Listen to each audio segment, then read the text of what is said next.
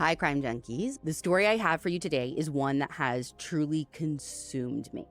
In the 1970s, there was a serial killer lurking in San Francisco. One who some believe would sketch his victims as a way to lure them in and then attack them in the most brutal ways. And the wild part is that pretty early on, tons of people were pointing the finger at one man. Even survivors who escaped his clutches picked him out of a lineup. But to date, everyone has been too scared of what would happen to their lives if they cooperated with police. So this man is free, living among us. And though some believe he hasn't been a threat since 1976, when the murders stopped, the current detective thinks that we just might not know the true scope of his crimes. This is the story of the Doodler.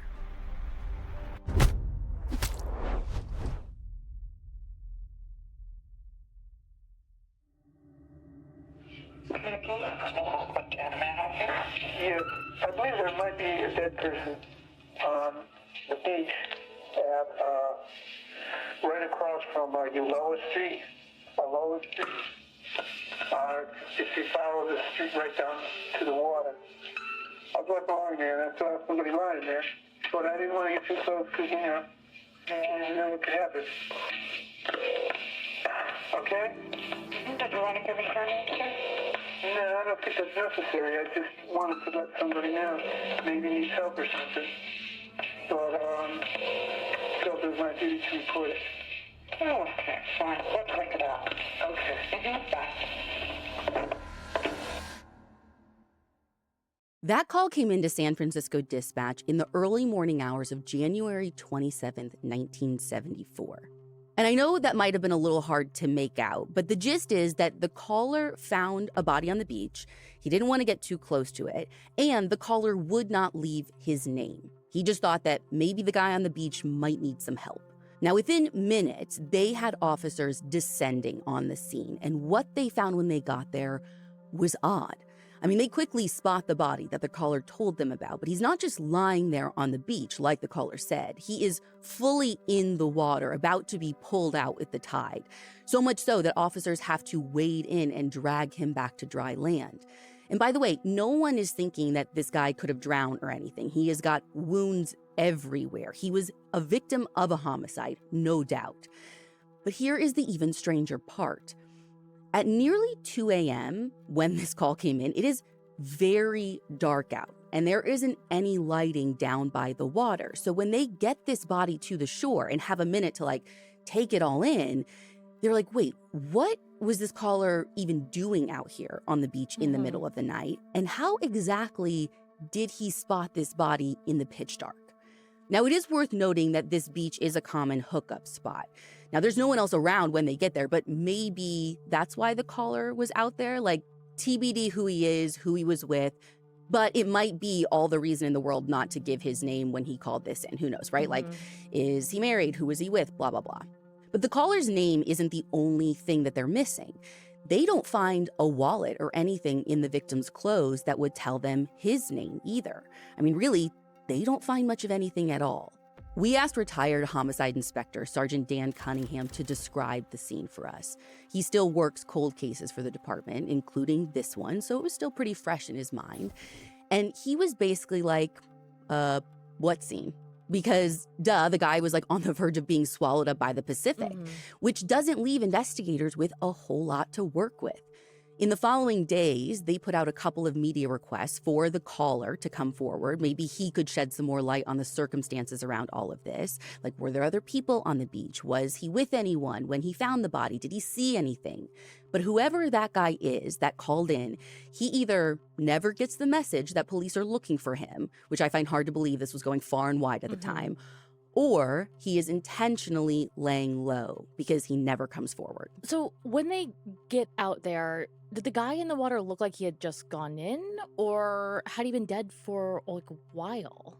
So I kind of think those are two separate questions, because I don't think he had been in the water long because he wound up there on account of the tide coming in, not because of he was killed and put there.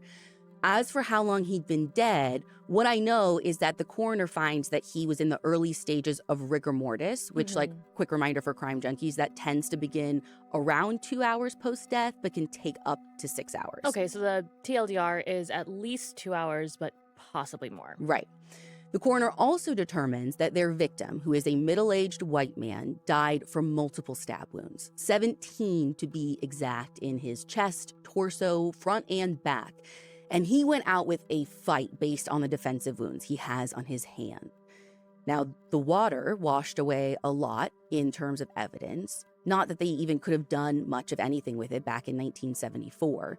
But what it didn't wash away or degrade were his prints. Or at least that's how I'm assuming they ended up IDing him. It never actually says that specifically, but I know he did have a prior encounter with police, so I'm thinking that maybe they had some kind of record of him. And in 74, like, those records were likely just prints. However they do it, within a couple of days, they have determined that he is 50-year-old Gerald Kavanaugh. He's a World War II vet, originally from Canada, who at some point made his way to the U.S. And do we know what he had gotten in trouble with police for? Like, why they had his records? I don't know how long this was before his death, but he'd actually been stopped in the same area where he was found before on suspicion of public sex in some nearby restrooms. And if you aren't picking up on it by now, this area where people would come to hook up, like have sex in restrooms, like, this wasn't like a teenage lover's lane. This was a spot mostly frequented by gay men. We weren't able to speak with any of Gerald's family or loved ones, so I have no idea why he was there or who he might have been with the night that he died.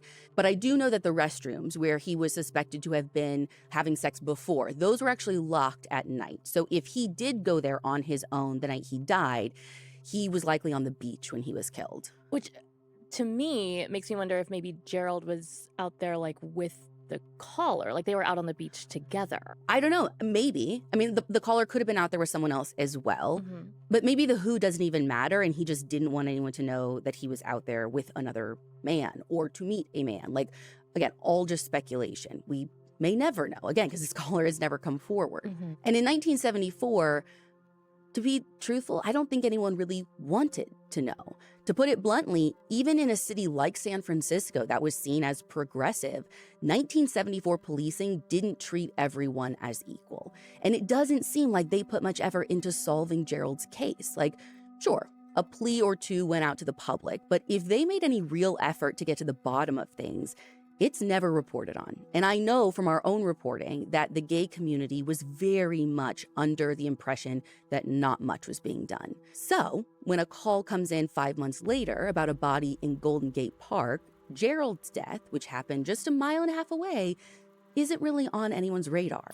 It comes in early the morning of June 25th, and from the looks of things, it's another stabbing. The victim is fully clothed, and he had been stabbed a total of 5 times, 3 times in the heart. But much like with Gerald, no wallet, no ID can be located. So investigators initially suspect a mugging gone wrong, especially because there is a scene here that tells a bit of a story. CNN reports that there is a pool of blood about 10 feet from the body with visible drag marks between the 2 spots, leading them to believe that the man was attacked where the blood is concentrated. Some kind of struggle ensued, and then the killer dragged him to the slightly more hidden spot where his body was found. And it's wild that the body wasn't found sooner, because when they canvassed the area, a resident tells them that she heard a man screaming for help a little before midnight the night before. Sergeant Cunningham told us that she did call this in, although it's hard to tell if there was actually any follow-up because, like I said, the body isn't discovered until close to 7. Now, thankfully, investigators ID their victim quickly this time. He's 27-year-old Joseph Stevens, who goes by Jay. And it turns out he's one of the most beloved performers in the city's drag scene. One of his regular gigs is at a club called Finocchio's as the master of ceremonies, no less, which has been referred to as like the birthplace of American drag. So Jay is like drag royalty. Yes. And okay, here's the thing. By the way, based on the available info, it is possible that Jay would identify as a trans woman today. His younger sister, Melissa, told the San Francisco Chronicle that there isn't a doubt in her mind that he would have. But whether it was a sign of the times or Jay was just a cis gay man who loved dressing in drag, the pronouns that he used were he, him. So that's what I'm still going to use as well. So investigators quickly find that Jay was last seen leaving a place called the Cabaret Club in North Beach sometime before midnight on the 24th. Now, nothing suggests that he left the club with another person, but where he's found in Golden Gate Park is a hike from North Beach. Investigators know that he's got a car, and clearly you would have needed one to get up there as quickly as they assume he did if those screams heard around midnight were him. But his car is nowhere to be found in or near the park. And that's because, unbeknownst to these officers at the crime scene, Jay's car was some 45 minutes away, being hauled away after it was involved in a crime at a separate crime scene. So, about 2 hours before Jay's body was discovered, an officer patrolling a neighborhood about 45 minutes away in a city called Hayward noticed a blue Toyota acting kind of sus. There had been a string of sexual assault in the area recently, so the cop figured he should check this out. But when he initiated a traffic stop, the Toyota peeled off and it turned into a whole high-speed chase situation. But God bless dumb criminals, right? Because the driver raced over a set of railroad tracks and not at a railroad crossing and crashed right into a house on the other side. Now, the driver, a blonde 20-something, jumped out of the car, fled on foot, and got away. But when police ran the car's plates and found that it was registered to Jay, they eventually touched base with SFPD, who immediately think that they've got their killer, or at least a description of their killer. Now, I don't have the exact play-by-play, but one way or another, the blonde guy ends up getting ID'd and located. And dude is shocked to learn that the car he'd crashed belonged to a homicide victim. He denies any involvement in Jay's death, swearing up and down that he just lifted the car from where it was parked at Golden Gate Park. And as unbelievable as I know that sounds, his story actually checks out. Seriously? He's literally just the world's unluckiest car thief, which is a bummer for investigators because it means that their promising early lead turns into a dead end real fast. And with nothing else to go on, and knowing they weren't making any connections to a larger pattern of crimes yet, it kind of feels like everyone just shrugged their shoulders and said oh, well, we tried. Now, our team talked to Ron Huberman, who was the first openly gay investigator with the San Francisco DA's office in the 70s. And as you can imagine, he had unique insight into the tense dynamic between the gay community and law enforcement at the time. And he said the simplest way to put it was that there was a ton of hate crimes happening at the time. The murders, he said, were next level. But what he saw from the inside is that police just did not care. He also emphasized the level of tension, animosity even, that existed between SFPD and the queer community at the time. Because you got to keep in mind that in 1970 San Francisco, morality laws were enforced. Cops pose as gay men at the time to entrap actual gay men, and queer crime victims are liable to find themselves in cuffs if they go to law enforcement for help. I mean, that same year, 1974, a gay man settled a lawsuit against SFPD for nearly $250,000, which would be $1.5 million today, after police pulled him from a car and beat him to the point of having permanent brain damage. And how was Ron even out at this time? I had the same question. So apparently, and this is super interesting, it had to do with the election of a DA who both sincerely wanted to integrate the gay community into mainstream and maybe saw the political benefit of doing so. And Ron told us that things at the police academy were kind of tense at first, but he was able to win some trainees over with a little humor, which I think came easy to Ron. I mean, okay, so literally his nickname in the gay community was Daddy Cop, which obviously was tongue in cheek because obviously the guy didn't take himself too seriously. But anyways, that was my long-winded way of emphasizing that these cases were kind of thrown to the side and thought to be one-offs. No one was thinking serial killer. I don't even know that serial killer was a thing that, we had a word for at the time. But that changes 12 days after Jay's murder. That's when another man is found deceased on the beach really close to where Gerald had been found. This murder is especially brutal. The victim is another white man on the younger side like Jay, and he was nearly decapitated. Sergeant Cunningham told us one of the original investigators said it was probably the worst crime scene he'd ever worked. And that dude worked the Zodiac investigation. Whoa. This young man was found fully clothed, but yet again, no wallet, no ID. So it takes 2 weeks to ID him as a 31-year-old German national named Klaus Christmann. Klaus, investigators learn, has a family back home in Germany, like a wife and 2 kids. But he'd come to the US a few months back and has been staying with friends, this American couple who lived in the Castro, which I think is like a suburb of San It's like an area of San Francisco that in the 70s had a really vibrant progressive culture. Okay, got it, yeah. So he's become something of a regular at the city's gay bars. Now, investigators determined that one of those bars is actually the last place he was seen. Witnesses say he left alone at around 2 a.m., and even though Sergeant Cunningham told us that investigators found some of the men Klaus was known to have been involved with, all of them quickly get ruled out. So when the culprit doesn't fall into their laps quickly, police move on to other cases.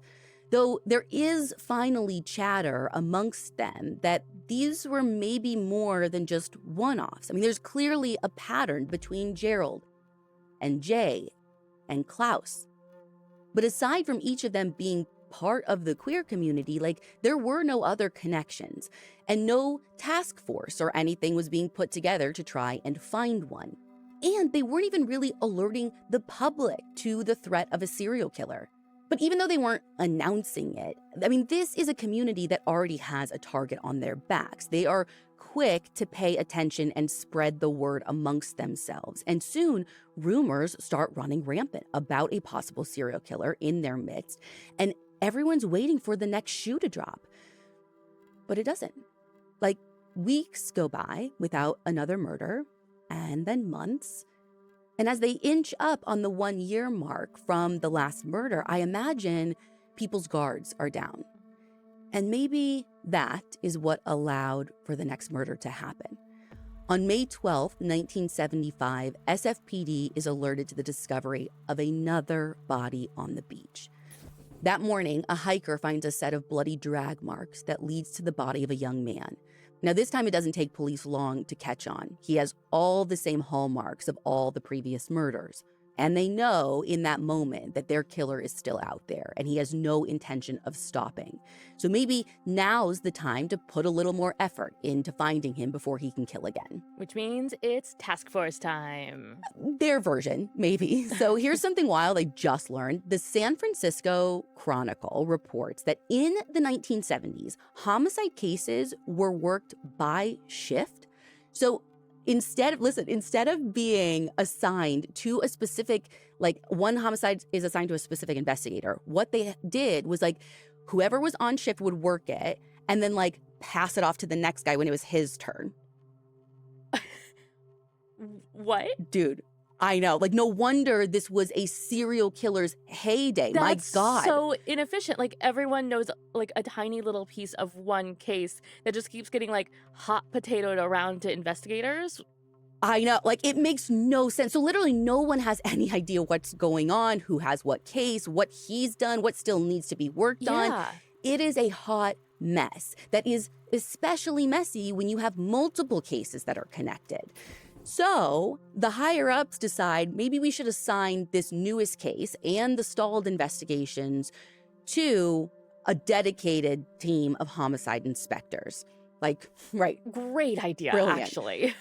So this isn't like a task force like you're thinking where it's like multi-agency or whatever. But for this system, it's kind of a task force. And they do get 2 of SFPD's finest. These guys have a track record second to none. And like, listen, if this was a movie, like cue slow-mo 70s title track where they like walk like head on into frame, because the way that these guys are talked about, they are kind of legends in their own time. And they're fondly known as the Soul Brothers. So iconic. I know. Their names are Rotea Guilford and Earl Sanders. And Inspectors Guilford and Sanders are SFPD's first and second Black homicide investigators. And it's hard to overstate just how radically they changed the course of the investigation. But first things first, they have to ID the most recent victim. Because I assume no ID on the body. Right, same as the others. But the victim, they find out, is a registered nurse. So his prints are on file with the State Board of Nursing. So somehow they get connected to those. And they find out he's 32-year-old Frederick Kappen. Like the others, Frederick was stabbed to death 16 times in total, the fatal wounds piercing his heart. Judging by the drag marks and the dried blood the coroner notes on the soles of his shoes, he went down fighting. Now, what they find out is Frederick was last seen alive at a gay bar the night before his body was discovered. Actually, the same one Klaus was last seen at, this place called Bojangles. Did they ever find out where Gerald was last seen? Because I feel like that's the pattern here. The rest of them were all seen at like a bar or a nightclub. So they're not sure where he last was. I think everyone's guess is that he was probably out on the town before his death too, maybe. So if this is the pattern, Guilford and Sanders decide to meet the gay community where they're at. At the gay bars. Right. Now, these guys don't necessarily have the community's trust from day one, as you can imagine, but they're willing to work for it.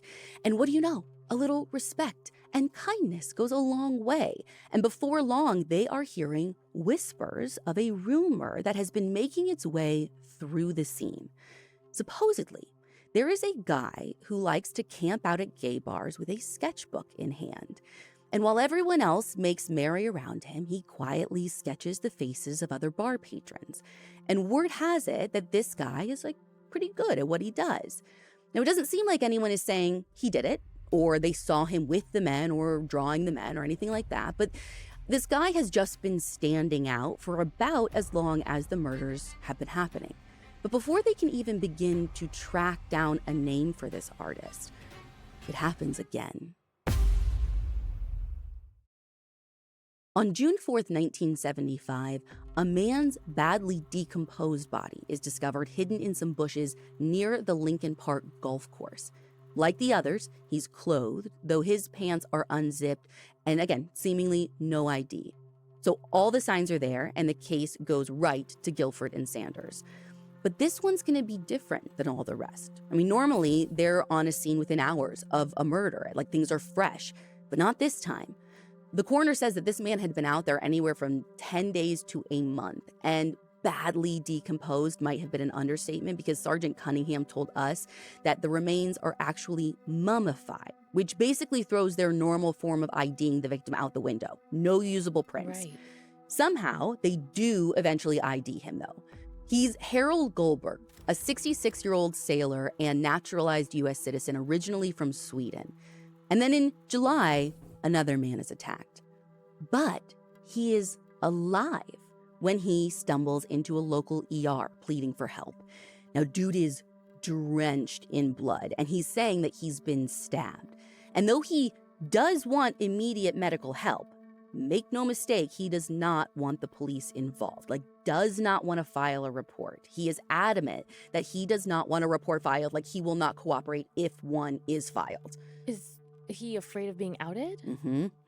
He's a European diplomat, and San Francisco is where he was stationed for his job. I actually don't know his name because that's never been released, so I'm just going to refer to him as the diplomat. But they get his story nonetheless. I mean, again, I don't know how they convince him, but they do. And his story is a doozy. He says that he was by himself in a diner called the Truck Stop. It's 2 a.m., A nearby gay bar called the Rear End had just closed its doors, and he noticed a guy sitting alone sketching animals on a napkin, and these sketches were pretty impressive. By total coincidence, the diplomat has some art training, so they strike up a little conversation about their shared hobby. And the guy doing the sketches was a young black guy, good looking, total artist vibes, according to Ron Huberman. And the diplomat was intrigued when he mentioned that he was studying to be a cartoonist. So they're chatting, they hit it off. And when the diplomat asks if he wanted to head back to his apartment, maybe for a nightcap, whatever, the artist accepted the invite. So so far so good, right? But when they got there, things got real weird, real fast. It started when the artist asked to use the bathroom. The diplomat was sure, no problem. So the artist goes in, but then the guy wouldn't come out.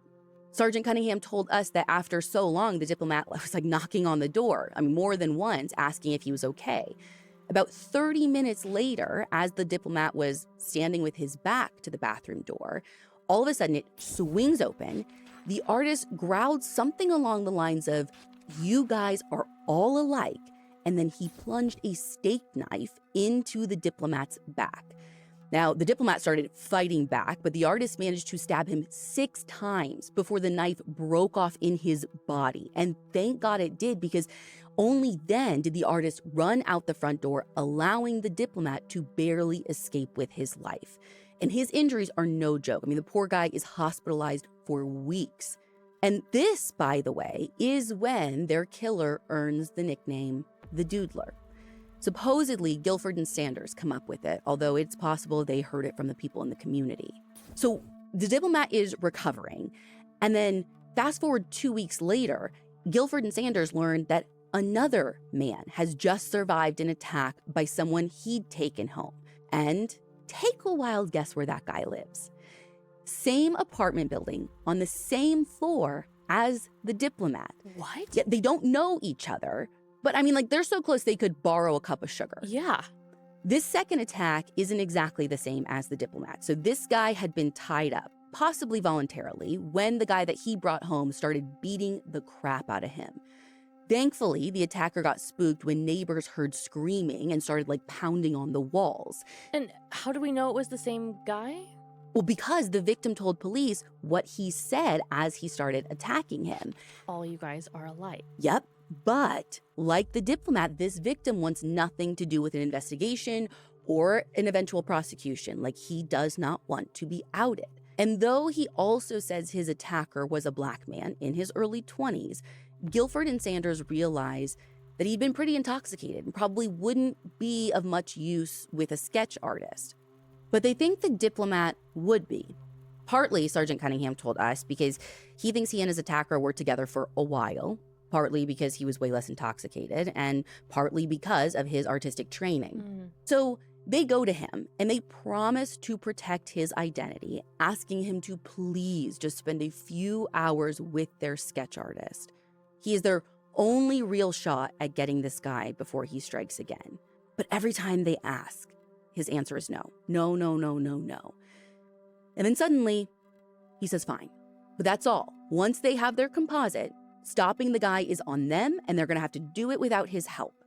Which, can you imagine, living in a world where, your own safety could be at risk, but, coming out and, just saying who you are is, scarier. Is more risky. Freaking terrifying. Guilford and Sanders jump at this proposal, and once the composite sketch is released in October, the tips start pouring in. The first big one is called in by an anonymous woman who recognizes the guy in the sketch. She says he lives in the East Bay and his name is such and such. And I'm only being vague because I couldn't let the name slip if I wanted to. It has never been released on or off the record. The one thing I will say about this investigation is they truly have kept identities under wrap for decades. It's almost very impressive if I didn't want to know so bad. Now, what I do know is that it is apparently a common name. So initially, the tip isn't super useful.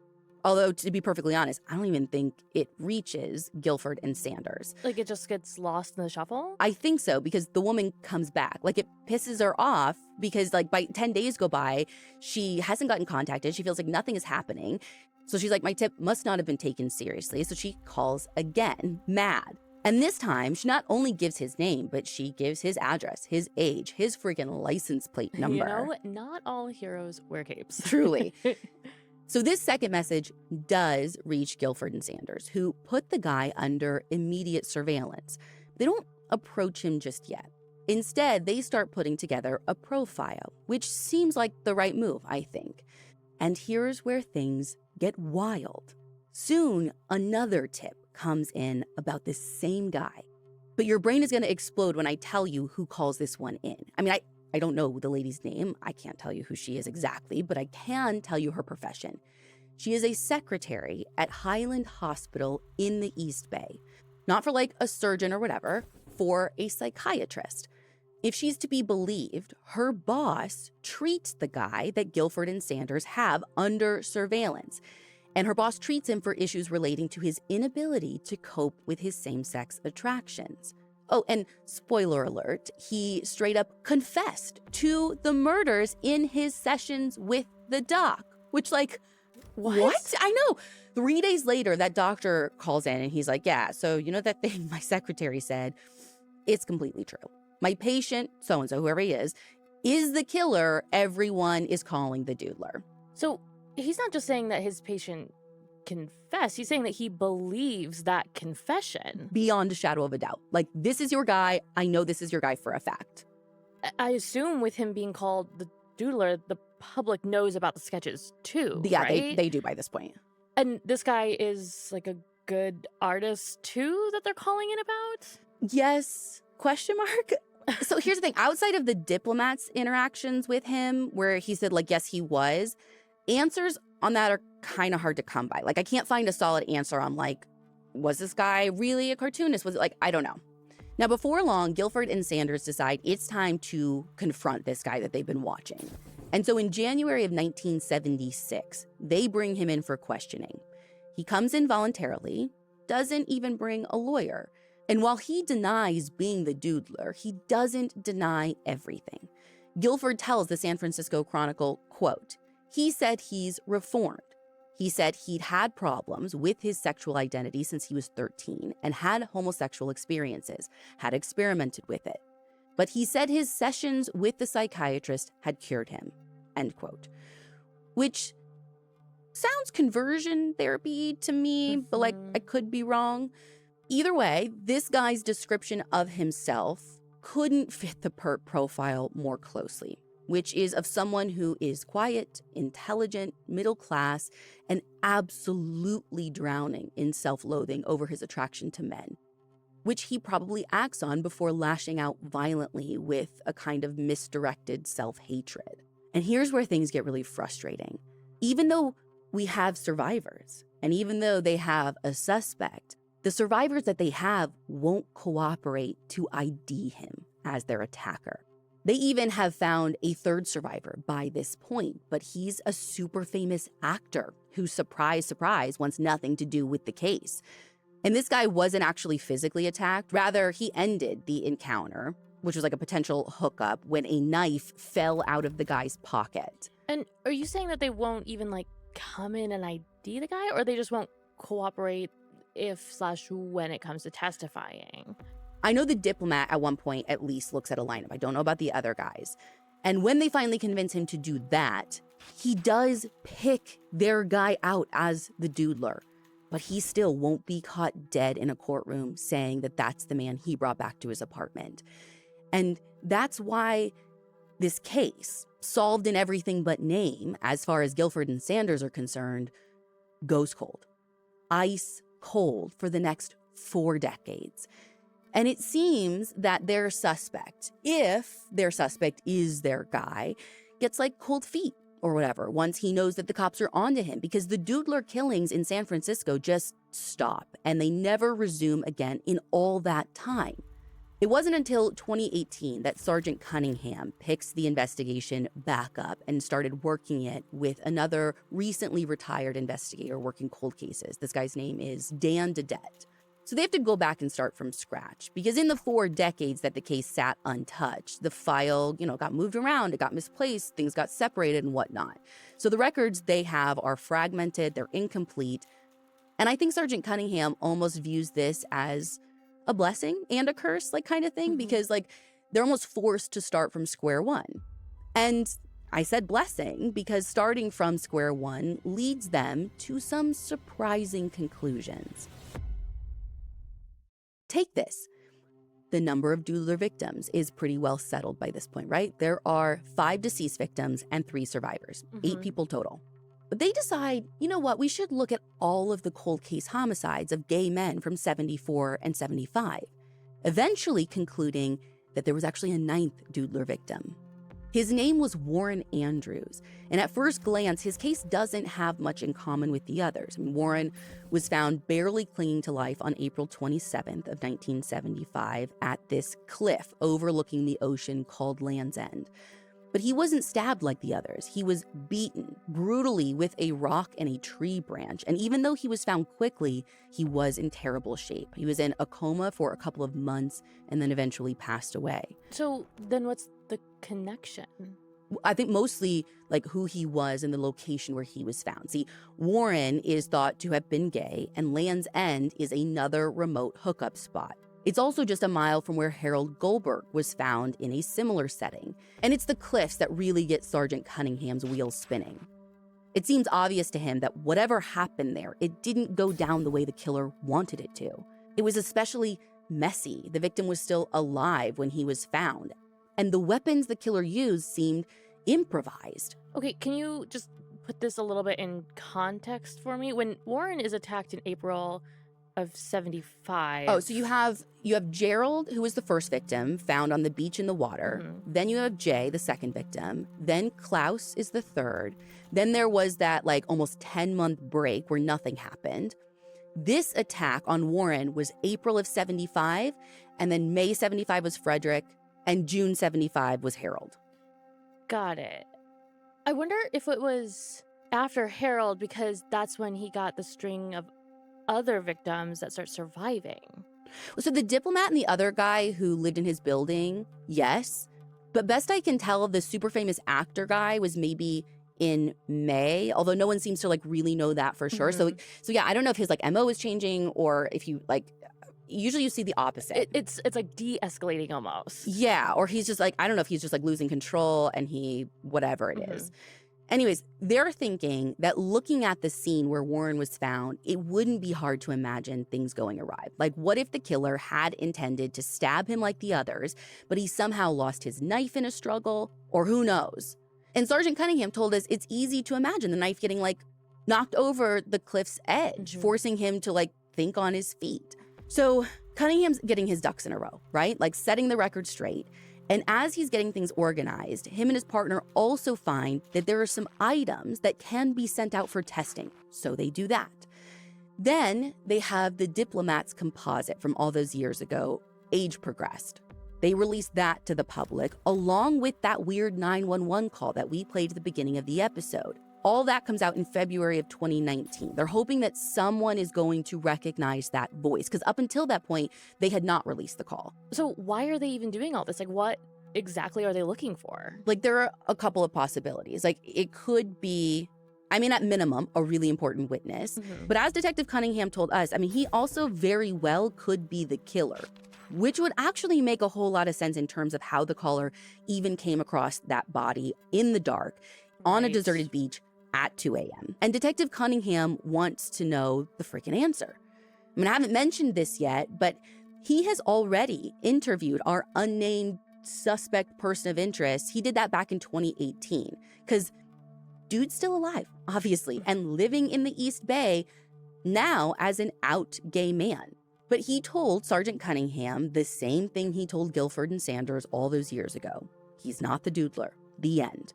Even though the guy is a dead ringer for the age-progressed composite. Now, DNA might end up doing the trick and tie him to the crimes. That would be great. But they don't want to put all their eggs in one basket. I mean, who knows if they will even get a usable profile from the evidence they sent off.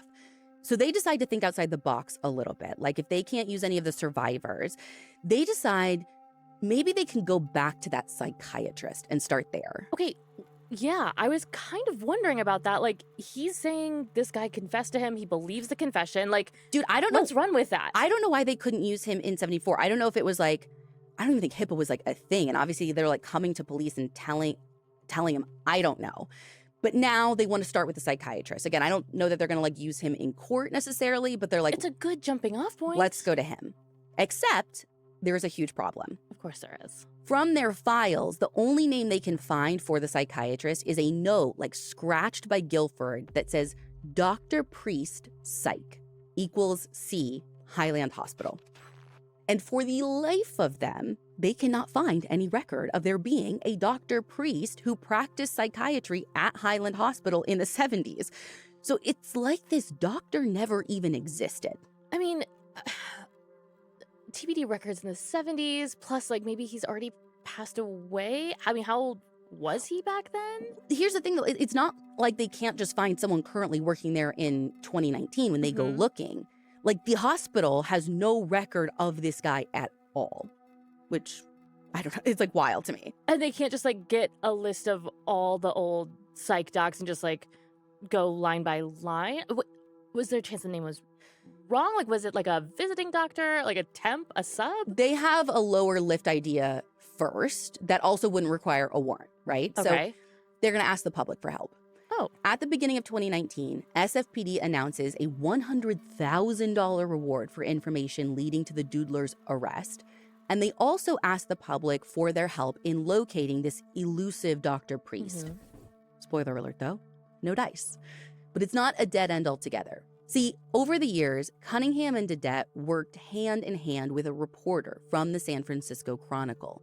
And in 2021, this reporter and his PI think that they might have solved the puzzle of Dr. Priest. They come across the name of a Dr. Howard Preece, Preece, who practiced psychiatry at Highland Hospital in the 70s. And though Dr. Preece passed away in 2005, his daughter tells them, yeah, this Doodler guy is exactly the sort of patient her dad would have treated. Sadly, she doesn't have any of his old records anymore, nor does she know where they could be if they even still exist. Now, Cunningham eventually asks a court to order Highland Hospital to release Dr. Preece's records from way back when, but the judge denies the request, citing the fact that there is no evidence that the patient still poses a threat to the public. Says there's no indication that he's posed a threat since 1976. Which, like, again, I don't know the rules around this, but to me, it is wild.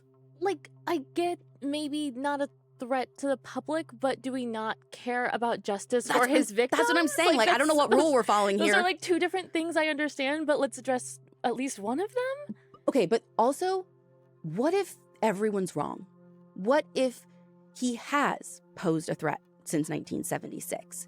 See, one of the things Cunningham learns about his guy is that he actually skipped town way back in 76 and spent some time on the road, moving from place to place. So, according to the San Francisco Chronicle, Cunningham researches whether there were any other similar crimes in the years after 76 anywhere else. And wouldn't you know it, there were. Now, it's not totally clear, but Cunningham said that he is in touch with various other law enforcement entities about it. And he's also submitted more items for forensic testing, though so far, no one has been able to isolate a profile other than the victims, like whatever victim was related to that item. And it's mostly because their deaths were just like so bloody. But he emphasized to our reporter that he is still got high hopes on the DNA front. And there's one more conclusion that Cunningham has come to about this case that I think is wild. He's not convinced that the Doodler actually did so much doodling. Ashley, we're calling him the Doodler. I know. As far as he's concerned, that trope is more lore than fact, springing from the diplomat story about his attacker sketching animals. And then it just kind of like took on a life of its own. And listen, I don't know where I kind of fall on this because Guilford and Sanders certainly thought the doodling angle was accurate. And Ron Huberman, like Daddy Cop, working the case for the DA's office, with his own deep ties to the gay community, he remains convinced of it to this day. Ron told us that he talked to multiple people with firsthand accounts of this guy sketching men in bars and using the sketches to hit on them. And he also told us that in the 7 or 8 years since the case has been reopened, he hasn't been contacted, which I thought was kind of surprising. Like he was someone who was boots on the ground at the time and was part of the community being targeted. So I don't know quite what to make of that.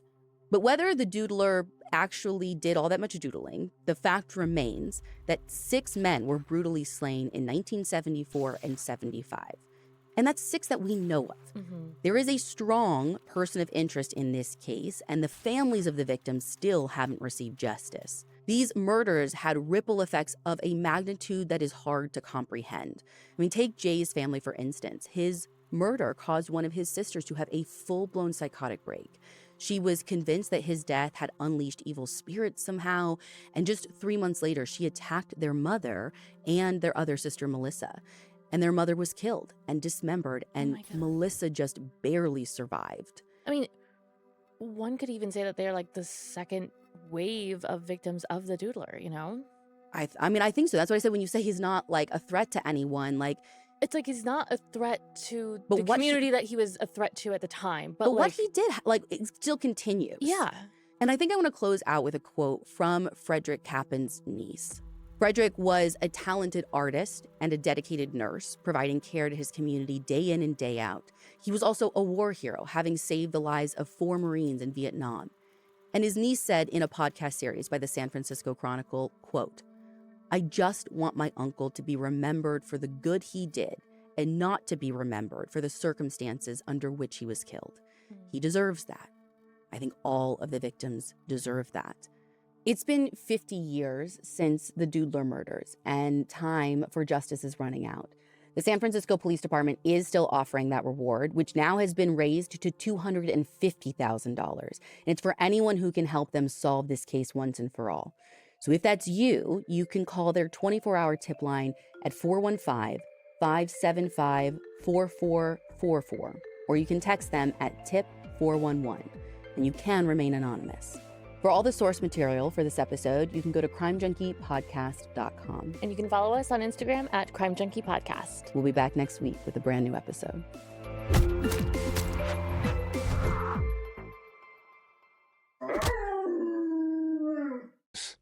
It systematically shuts down the central nervous system, severely limits the blood supply to vital organs, and ultimately causes catastrophic heart failure. The truth was undeniable. Steve's passing was not a natural tragedy. 5 weeks after the sudden loss of her husband, detectives brought Lana in for questioning. The drug that had taken Steve's life was colorless, odorless, and tasteless. The detectives pressed her on the immense levels found in his system. Eventually, Lana admitted to investigators that her relationship with Steve had unseen fractures and that she had harbored deep, unspoken resentments. She confessed that, in a misguided and tragic attempt to cause him discomfort, she had emptied an entire bottle of the eye drops into his drinking water. She expressed profound panic about what she had done, ultimately facing the reality of her actions. Following her confession, Lana attempted to take her own life, overwhelmed by the weight of the tragedy. She was rescued by neighbors, treated at the local hospital, and subsequently arrested by the authorities. Chapter 8. A Legacy of Light. On January 16, 2020, Lana accepted a plea agreement. She admitted guilt to charges of voluntary manslaughter and tampering with a food product. She insisted that she had never intended for her husband to pass away, a tragic miscalculation rooted in anger. She was ultimately sentenced to 25 years in prison. For the family, the revelation of how Steve was lost was a devastating blow, shattering their understanding of the quiet nurse they had welcomed into their lives. The prosecution maintained that financial gain, particularly inheriting the beautiful estate in the absence of a will, was the ultimate motivator.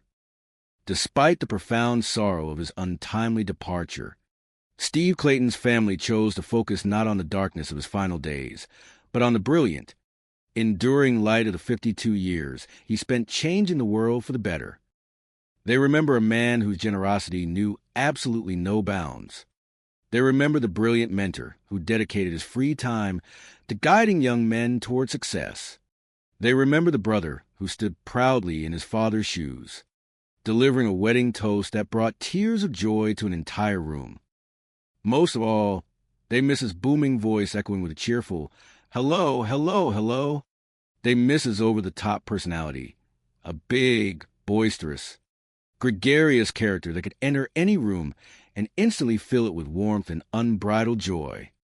Steve was an amazing person, while it remains incredibly difficult not having him around. His laughter and his unparalleled ability to light up the darkest of rooms remain deeply etched in the hearts of everyone who loved him. His story is a poignant reminder to cherish our loved ones, to trust our deepest intuitions, and always strive to leave behind a legacy of generosity, mentorship, and unwavering love. The sun shone brightly over Miami, Florida on March 10, 2007. It was a day of profound beauty and deep emotion, marking the wedding of Rosemary Clayton and her beloved William Leslie. The air was filled with the scent of blooming flowers and the joyous chatter of family and friends, gathering to celebrate the joining of two wonderful people. For Rosemary, known affectionately as Rosie to her family, the day was bittersweet. 11 months prior to her wedding, the family had lost their beloved father. Navigating such a monumental day without him felt like a daunting task. But she knew exactly who to turn to. She asked her oldest brother, 52-year-old Steve Clayton, to step in. Naturally, there were a lot of tears, but Rosie could not imagine anybody else standing in place of their father. Steve was a man larger than life. When their mother and father were married, Steve was just about 2 or 3 years old.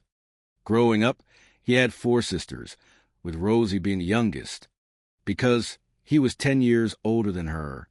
There was never a moment in Rosie's life when Steve was not there.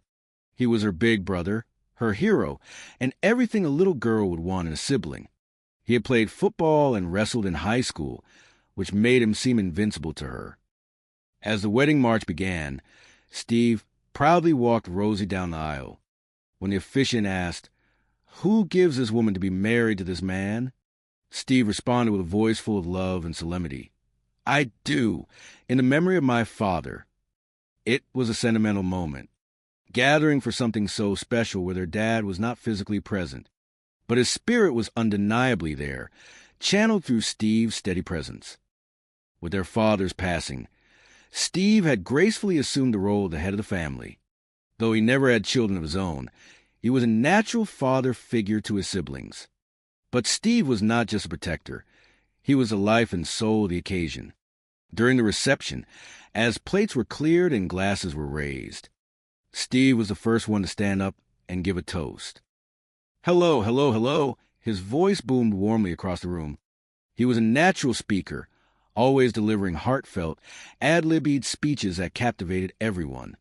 "This is my way of getting away from the emotional stuff," he joked, bringing a wave of laughter to the room. He turned to the groom. "William, thank you so much.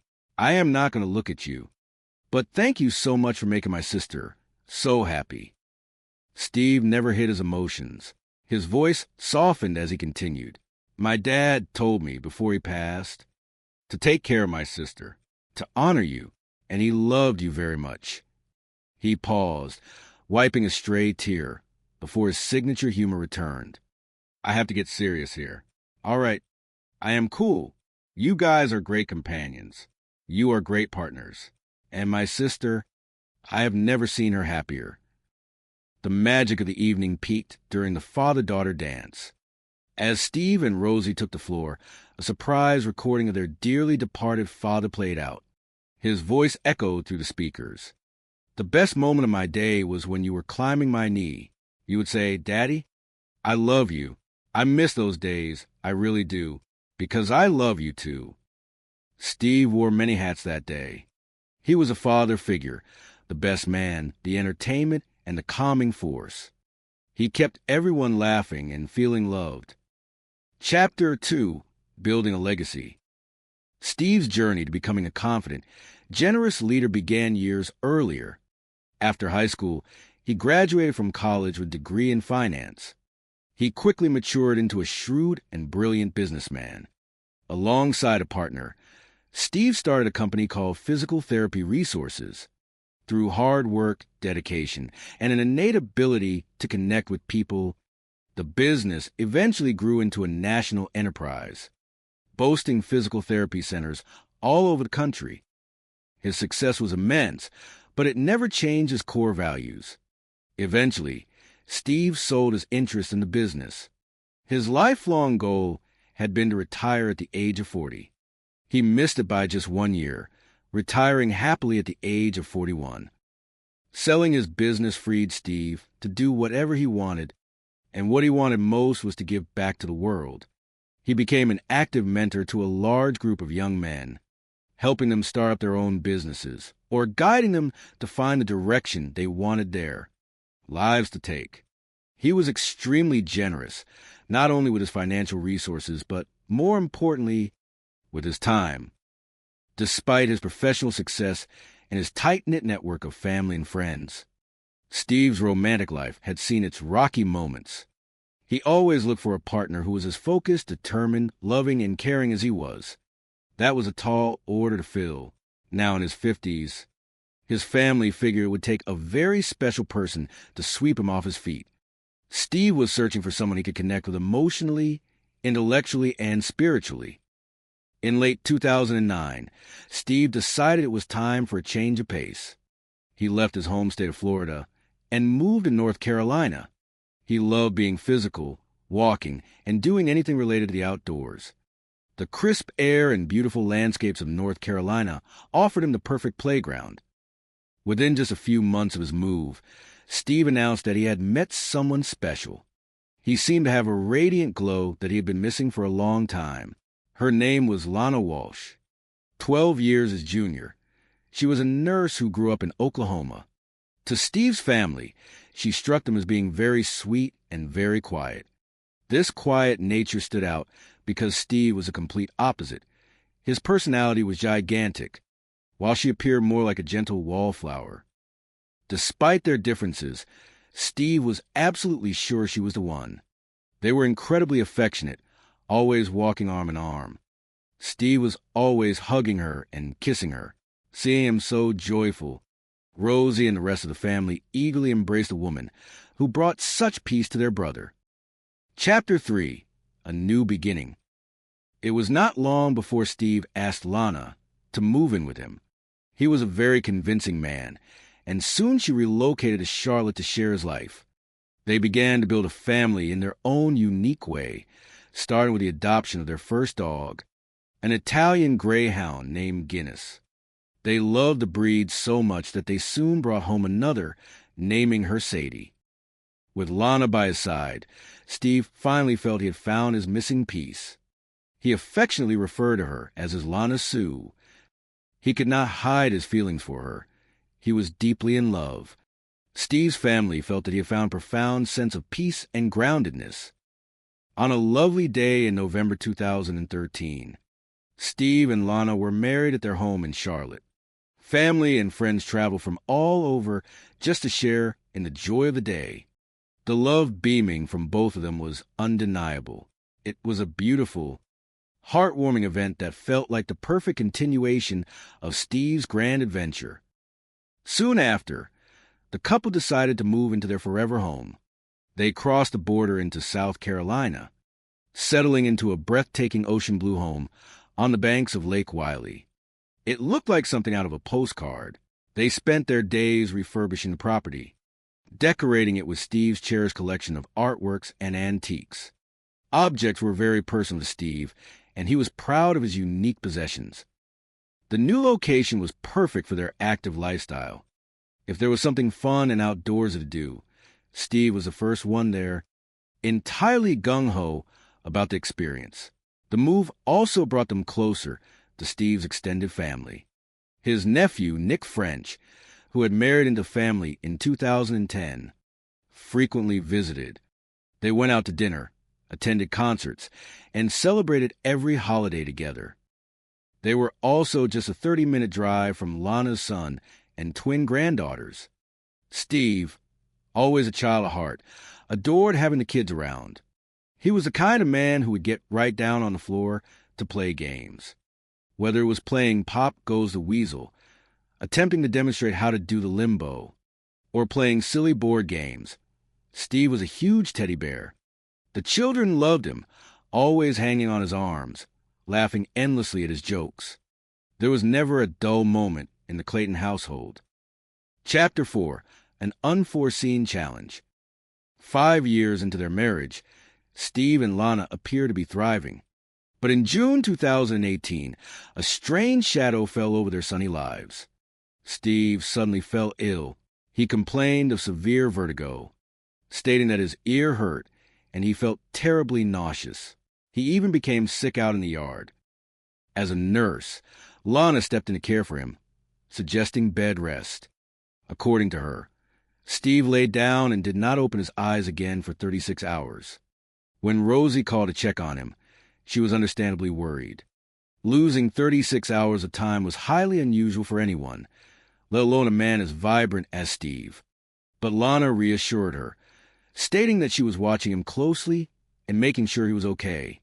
Knowing Lana's medical background, the family felt a sense of comfort. 2 weeks later, it seemed the rest had worked.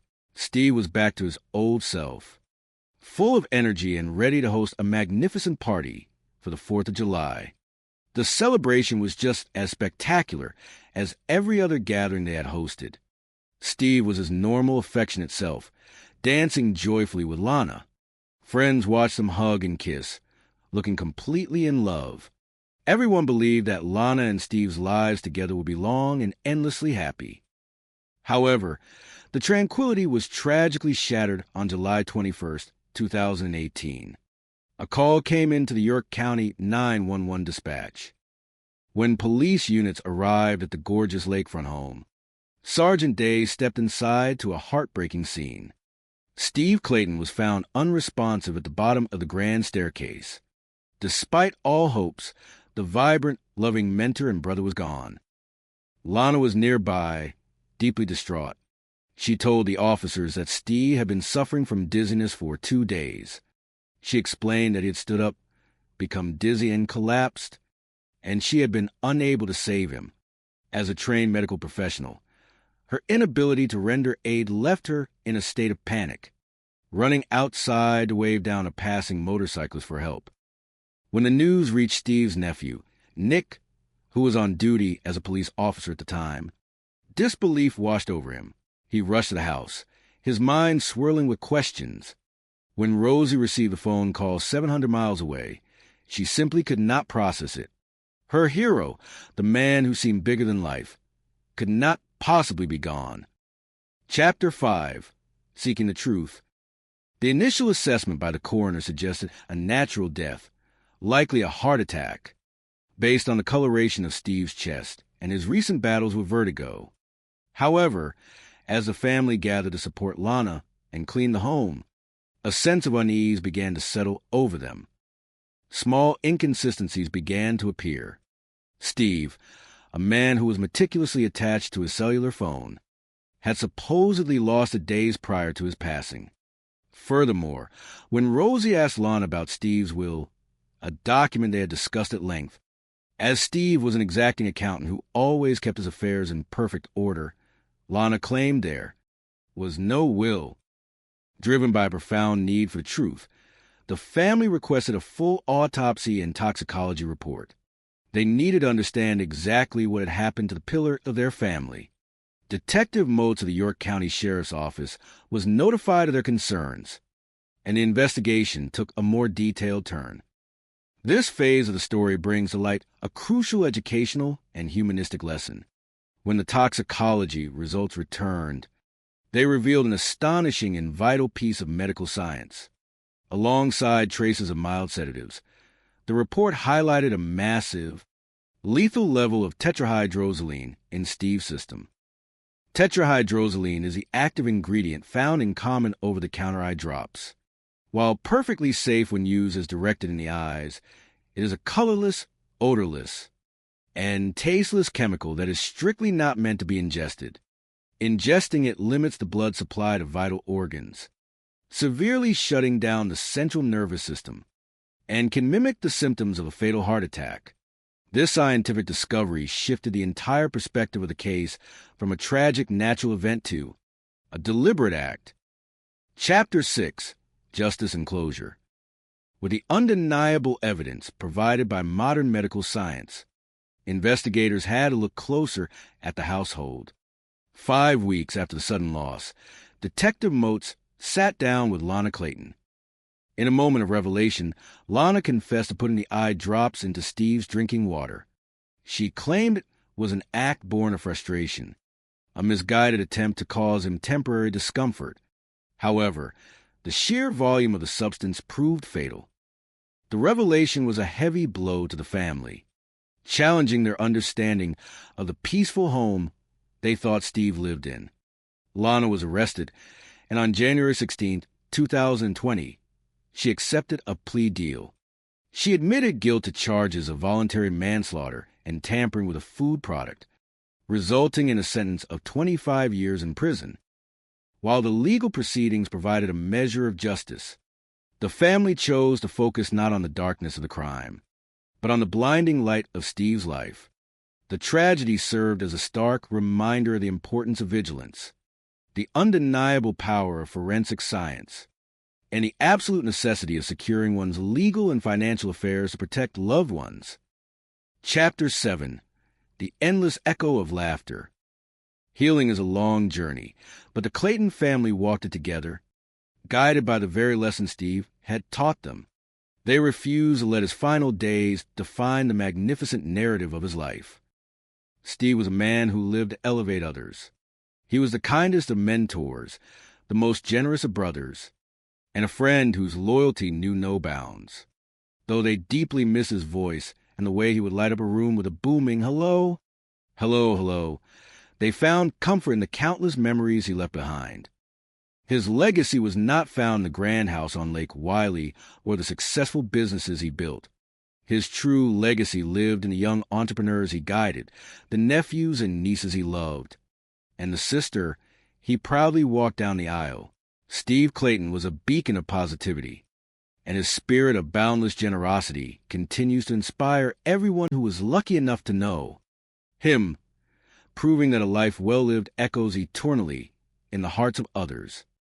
This is a story of a successful and generous businessman who meets a nurse with a heart as big as his own, or at least that was how the story seemed to begin.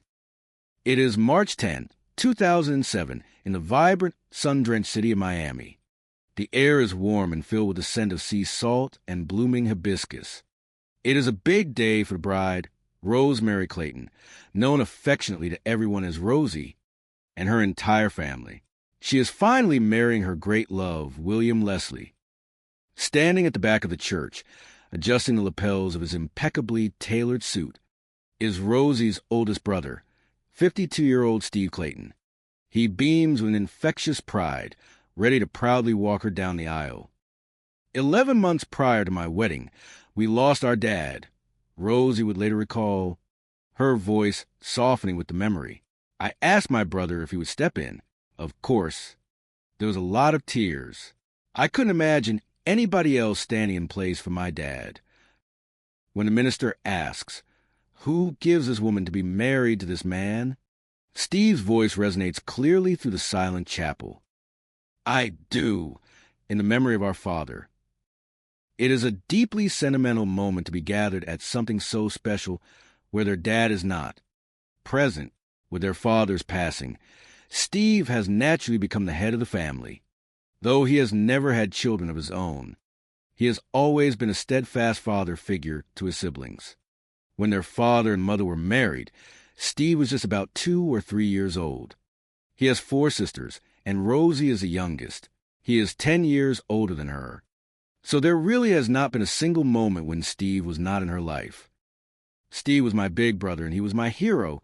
Rosie often says, a bright smile breaking through her nostalgia. He was everything a little girl would want in a big brother. He played football. He wrestled in high school. And so that really made him bigger than life for me. After the ceremony, the reception hall hums with music and joyous chatter. But where did that money come from? Steve? I don't know. It is Steve's unparalleled good humor that makes him the life and soul of the occasion. Please get up, Steve. The guests cheer, clinking their glasses. Steve is always the first guy to get up to give a toast anywhere. He steps up to the microphone, radiating warmth. "Hello, hello, hello," he booms, the room instantly falling into a captivated silence. It is always ad-lib for him, spoken purely from the heart. This is my way of, getting away from the emotional stuff. "William, thank you so much. I'm not going to look at you. Thank you so much for making my sister so happy. And my dad." Steve is never one to hide his emotions. He pauses, his eyes shining with unshed tears. "My dad told me, before he passed, to take care of my sister. to honor you, and he loved you very much. He takes a deep breath, waving a hand to clear the air. I have to get serious here. All right, I'm cool. All right, you guys are great companions. You're great partners. And my sister, I've never seen her happier. After the speeches, Steve steps up for the father-daughter dance. As Rosie remembers it, he came up and we got ready to dance. And before the music started, we had a very, very powerful moment. A surprise recording of their dearly departed father plays out over the speakers, wrapping the room in a bittersweet embrace. The best moment of my day was when you were climbing my knee. Their father's recorded voice echoes softly. You would say, "Daddy, I love you. I miss those days. I really do.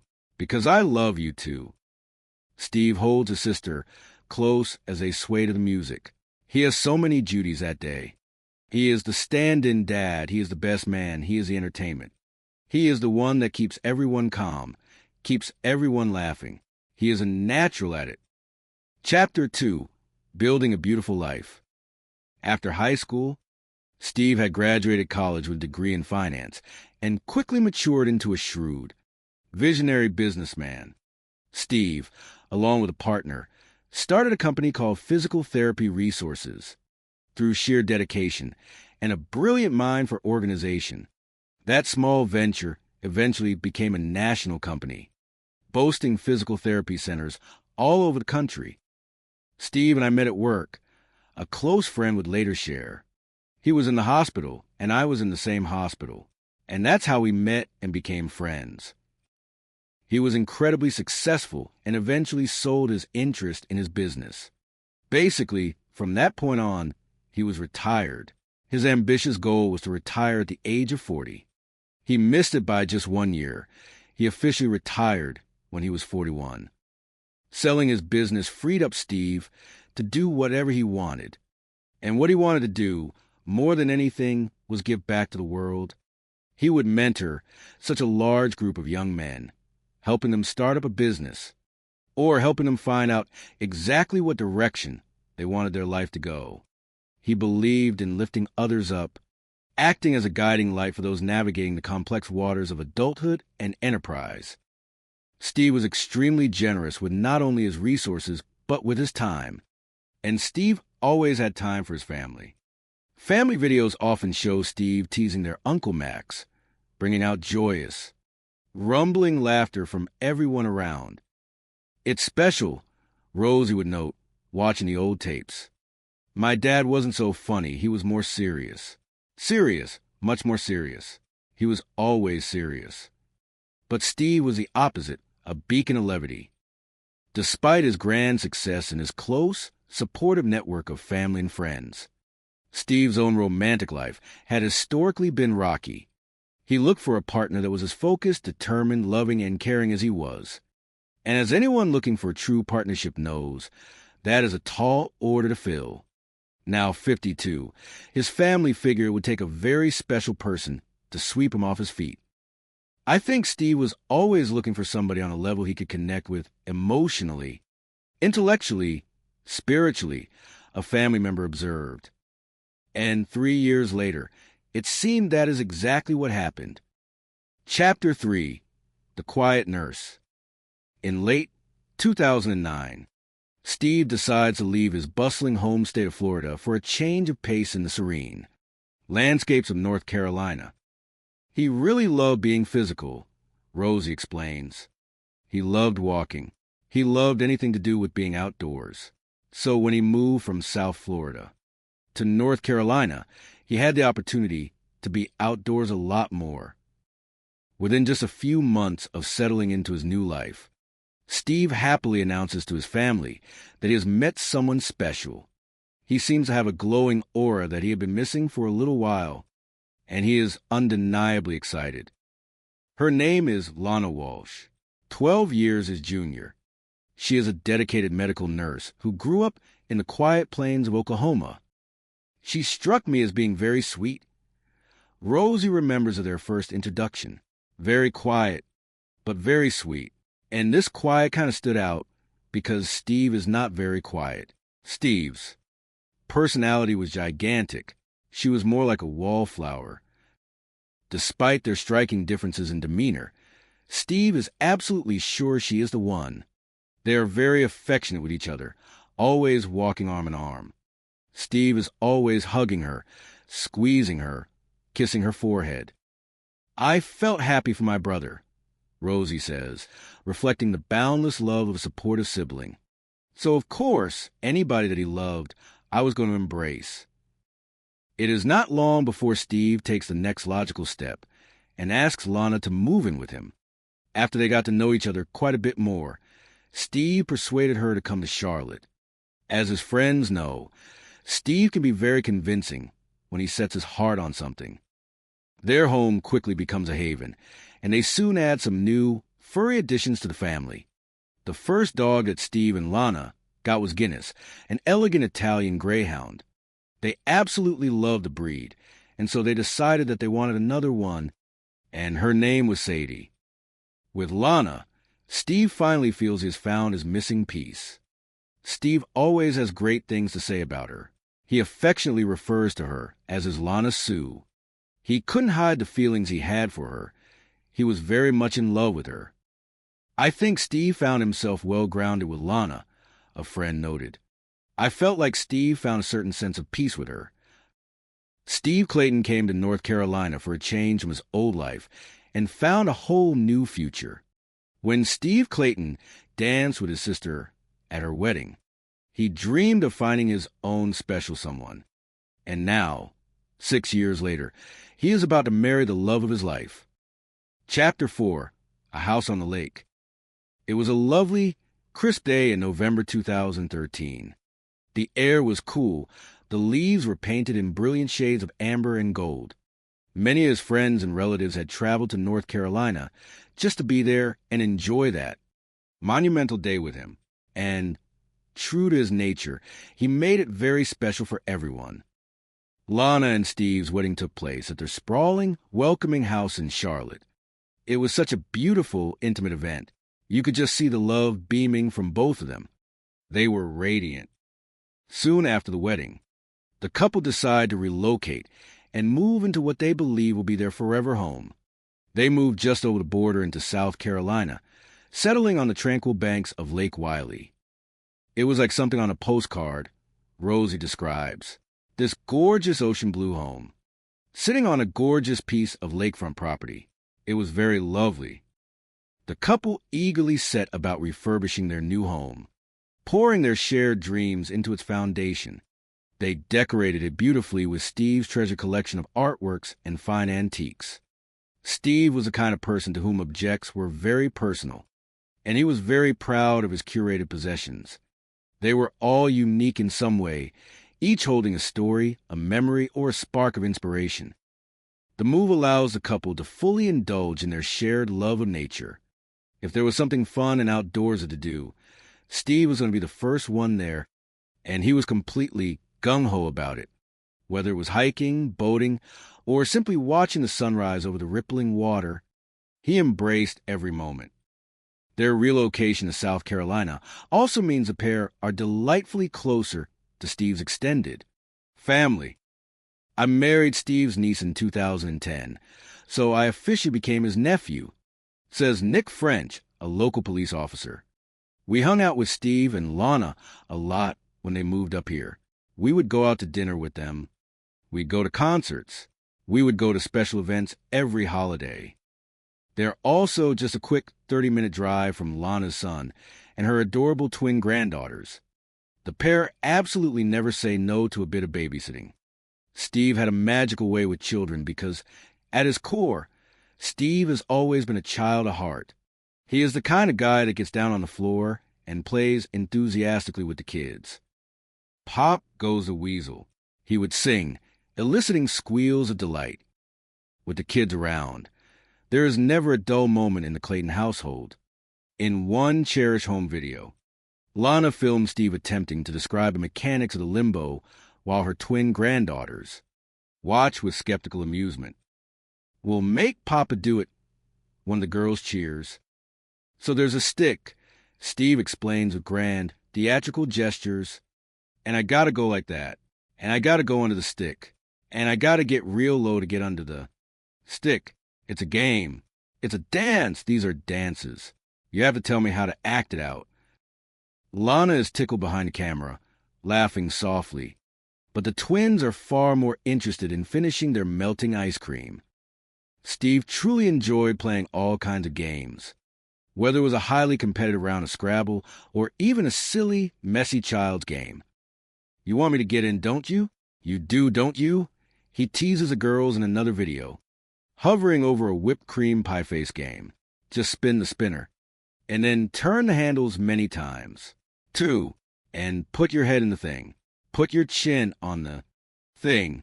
Okay, A, E, D, F. Spin it forward. Both of them, or one. Both of them. Splat. The room erupts in laughter. Steve was a huge teddy bear. The children loved to play with him. He always had kids happily hanging on his arms and back. And Lana is always game for some fun, too. Oh no, it's coming. It's coming up. It does it every time. Here it comes. Here it comes, she laughs during the game night. Cheers. Steve smiles, raising a glass. 5 years into their marriage, Steve and Lana appear to be thriving, surrounded by family, laughter, and the quiet beauty of the lake. Chapter 5, Shadows over the Lake. But in June 2018, a strange shadow falls over the sunny home. Steve suddenly falls unexpectedly ill. He says he feels dizzy, constantly complaining of severe vertigo. He said that his ear hurt and that he felt nauseous, a neighbor recalls. And he started getting sick in the yard, and I felt real bad for him. I knew that he had had issues with vertigo, prior to this. Steve tells his family that he had been very ill and didn't know exactly what was wrong. He just remembers that he was joyfully working out in his beloved garden, pulling weeds and tending to the soil when he started to feel deeply dizzy. A little nauseous, a little dizzy, a pounding headache. He genuinely thought that maybe he had just gotten sunstroke from the harsh afternoon sun. "You okay?" a passing friend had asked. "Yeah," Steve had replied, brushing it off with his usual stoicism. As a trained nurse, Lana thinks the best thing for Steve is immediate bed rest. He said he remembered laying down in his comfortable bed, and he said the next time he opened his eyes, a staggering 36 hours had passed. Worried sick about her normally energetic brother, Rosie calls Lana to see if she can confidently explain Steve's mystery illness. I asked her what she thought was going on. Rosie says, "Because that's very odd for any person of any age to completely lose 36 hours of time." And she said that he was fine and that she was watching him and she was making sure he was okay. Though he has never been incapacitated like this before, Lana thinks that Steve is just severely exhausted from his hyperactive lifestyle.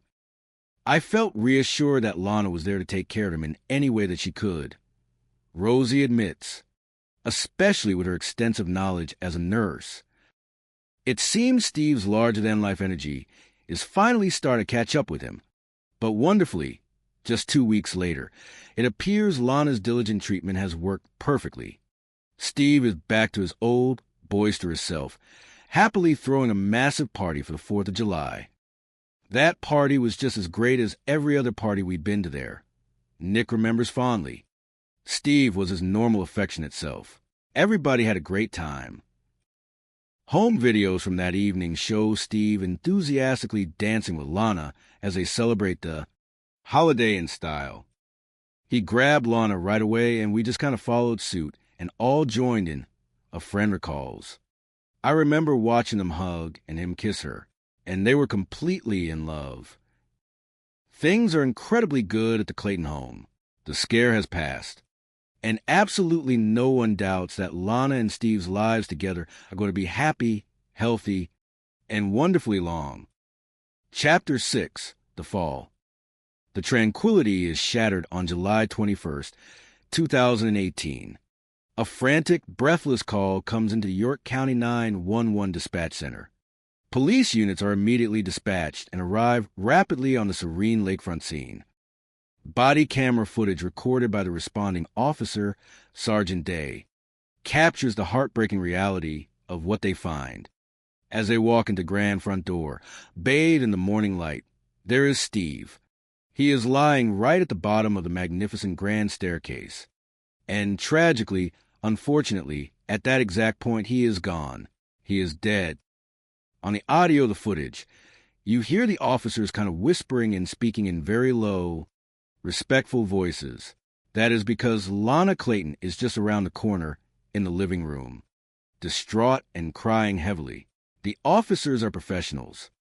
They do not want to say anything loud that is disturbing to the grieving widow. Sergeant Day knows he needs to gently talk with Steve's wife, Lana, to find out exactly what has happened in this quiet, peaceful home. "Ma'am, I'm Sergeant Day. I'm going to be here for just a little while, until the coroner gets here and transporting those things." Lana waves him off softly. "Oh, no, ma'am, I'm just fine. It feels good to me to stand, if I'm not making you uncomfortable." Lana tells Sergeant Day that Steve had been suffering terrible dizziness for 2 agonizing days. Stephen had been very ill with vertigo. She explains through her tears. She tells the officer that she had found him Thursday morning, that he bravely stood up, got very dizzy, and suddenly collapsed. She explains that she had to physically help him upstairs to their bedroom. And since that terrible time, he had not been back downstairs. "Miss Clayton, you were outside. You were working outside?" Sergeant Day asks gently, trying to establish a timeline of events. "I was mowing the lawn real quick, and when I came in, I found him. He fell down. I'm so sorry. I tried to take a blanket underneath him, but I couldn't." Lana explains that despite all of her extensive medical training, she was completely unable to render aid to Steve in that final moment. She claims that was when she really panicked, because she knew she couldn't do anything further to help him. And so she immediately ran out the front door when she heard a motorcycle coming by on the street, desperately trying to wave someone down to call 911. Nephew Nick French is on active duty as a police officer in a neighboring district when he gets the devastating news. "My mom called and she said Uncle Steve died." Nick recalls, his voice tight with lingering shock. And, just kind of disbelief. "I mean, I knew it was for real, but, it didn't really sink in. So I got down there as quick as I could. I just remember the whole time. Going through my head was, how? Why?" Hundreds of miles away, the news reaches Rosie. The phone rang, and I saw that it was my nephew calling. He said, "Uncle Steve died. Uncle Steve died. That was not possible. It was not possible. How could he be gone?" No, I couldn't believe it. With Rosie 700 miles away in Florida, Nick and his local family rally around the grieving Lana. "I felt awful because I knew she loved Uncle Steve," Nick says empathetically. "And I just kept thinking, I'm upset right now, but I can't imagine what she's going through. To find her husband, on the ground like this." Lana expresses her deep fears that Steve's severe vertigo could cause a tragic fall down the steep wooden stairs. She keeps saying that to the officers. "I think he fell down the stairs, and that's horrible, and I hope he didn't suffer."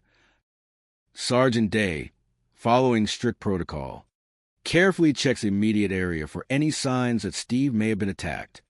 While this looked initially like it was probably a natural death, an officer must always be certain. You just never know.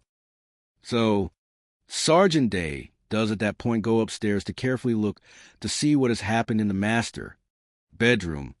It is a little unnerving for an officer to just go walking through a labyrinth of a massive, silent house that they had never seen before, because you never know what could be hiding around the next corner.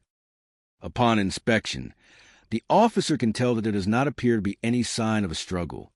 There are no toppled lamps, no broken glass. There are no other signs of someone else being up there having done something malicious to him. Nothing significant at all.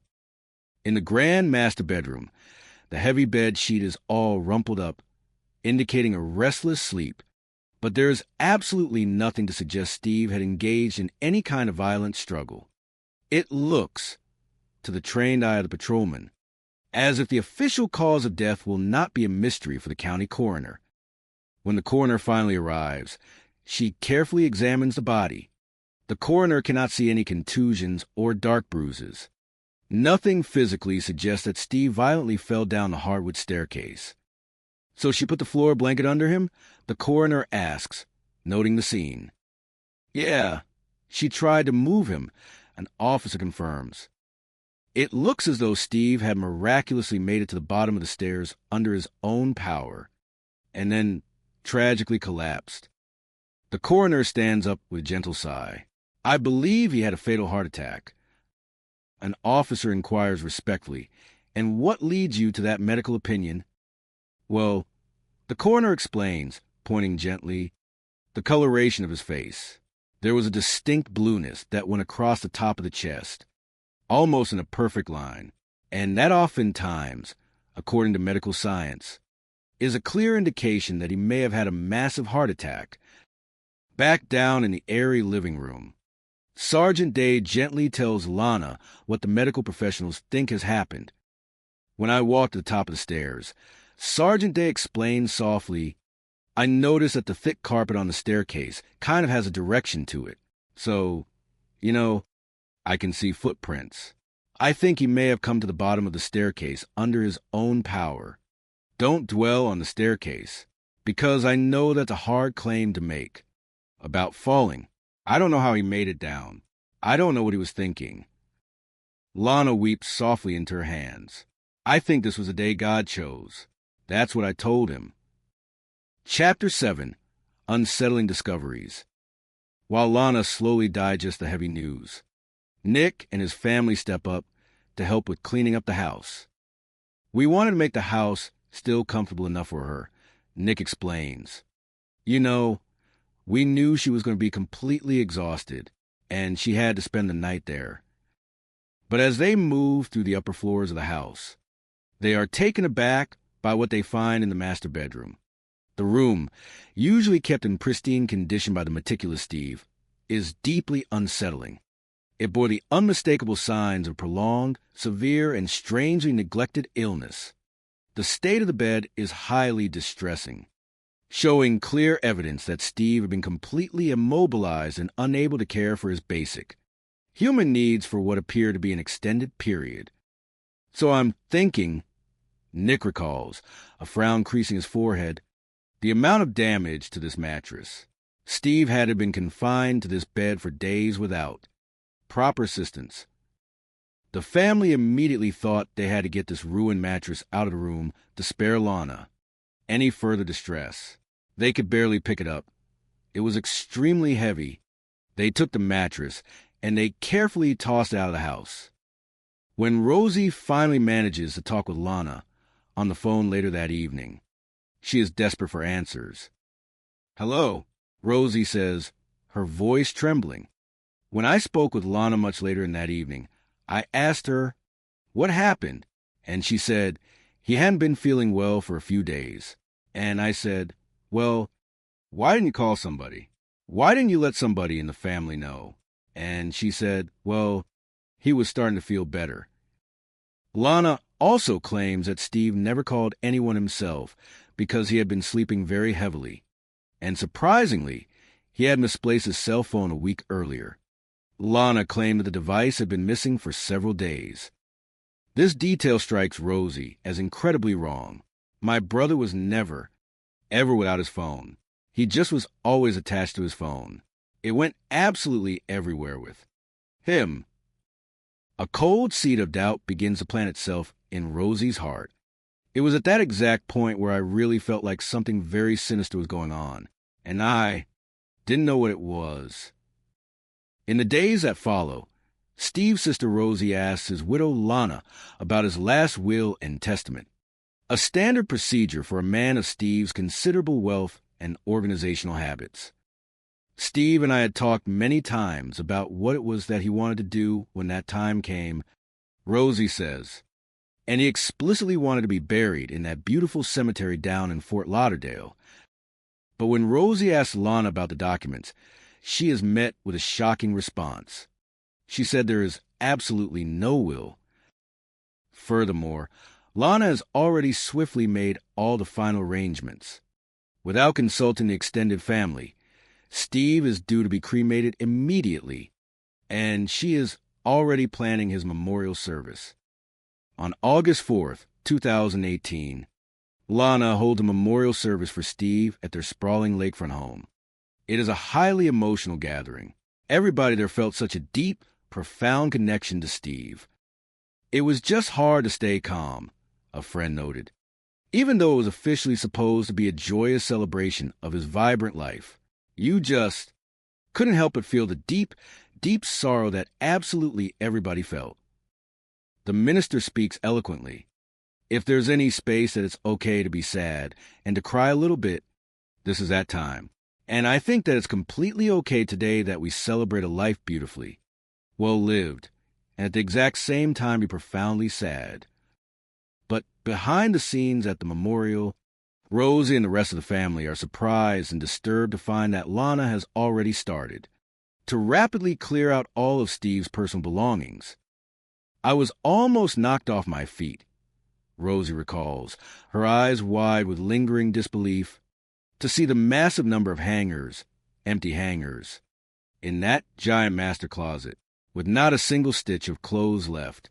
A lot of his expensive watches were missing, a lot of jewelry missing. His gold wedding ring was missing.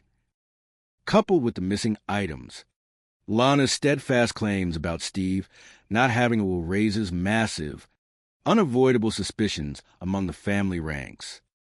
That's something that Steve and I, and Steve and many other people, had discussed at length, Rosie insists, was how critically important it was to make sure that absolutely everything was in perfect order. There's absolutely no logic in my brother, an expert accountant, a person who is meticulously careful with his finances, not having a legally binding will. The family universally feels like something just isn't adding up. We're all on the exact same page here. Nick says, we know something's going on. Driven by their love for Steve and a demanding search for the truth, the family makes a crucial decision. And that was when we officially called the county medical examiner's office and said, hey, please do a full autopsy. And at the very least, if you're not going to do that, please do a full toxicology panel. Understanding the family's earnest concerns, the medical examiner agreed to it. Detective Motes of the York County Sheriff's Office is also formally notified of the families. Growing suspicions about the true nature of Steve's sudden death. But when the initial autopsy report finally comes in, it lists standard signs of heart disease and firmly points to death by natural causes. The initial autopsy still shows that it is highly likely a heart attack, but the detectives and the family know they have to wait patiently for the meticulous toxicologist's report to come back from the state lab to finally make an actual definitive finding. It will take a few agonizing weeks before those scientific results arrive. So we waited on pins and needles. Rosie says, for the absolute truth to come out. We just knew that there was something. Something was very, very wrong. Chapter 8, The Invisible Poison. When the final toxicology report on Steve Clayton's blood comes back, it is nothing short of shocking. It shows expected traces of several mild sedatives, including marijuana, temazepam, and Benadryl. But that is definitely not all. The biggest, most profound shock in the toxicology results was a chemical called tetrahydrozoline, also known in the medical and forensic community as THZ. THZ is the active chemical ingredient in common, over-the-counter eye drops like Visine or Murine.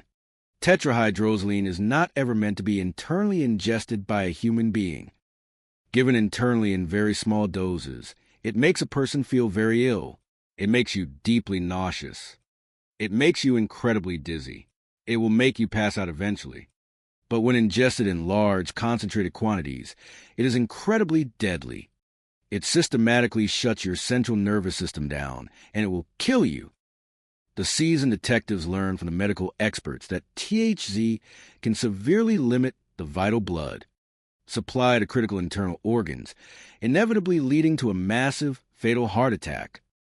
Detective Moats reviews the initial body camera footage recorded by Sergeant Day. He watches closely as the camera pans across the master bedroom. There, the Visine bottle you see is sitting innocuously on the tall wooden dresser. That specific dresser is positioned far away from the bed. That is exactly where an immobilized, incredibly weak man cannot possibly get up to get the Visine himself. Now, to the eyes of the law, it is very clear this is not a natural death. Money is no protection against deception. Detective Moats knows he needs to have a very serious talk with Lana Clayton.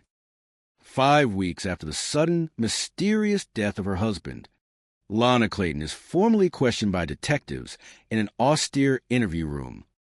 The detectives start gently, wanting to know more about the specific medications officially found in Steve's blood. You know what he would say? Lana offers, seemingly helpful, he took Benadryl. She rattles off a long list of minor ailments and treatments. But there is absolutely no mention of THC. She does not mention the very drug that killed Steve. THC is a terrifying weapon. It is completely colorless. It is completely odorless. And it is completely tasteless, which makes it the absolute perfect thing to secretly give to someone if you maliciously want to. Poison them without their knowledge. The chemical level of THC in Steve's blood was so incredibly high that it was mathematically clear to the scientists that it was the primary cause of death. It is a lethal level, no matter what way you objectively look at it.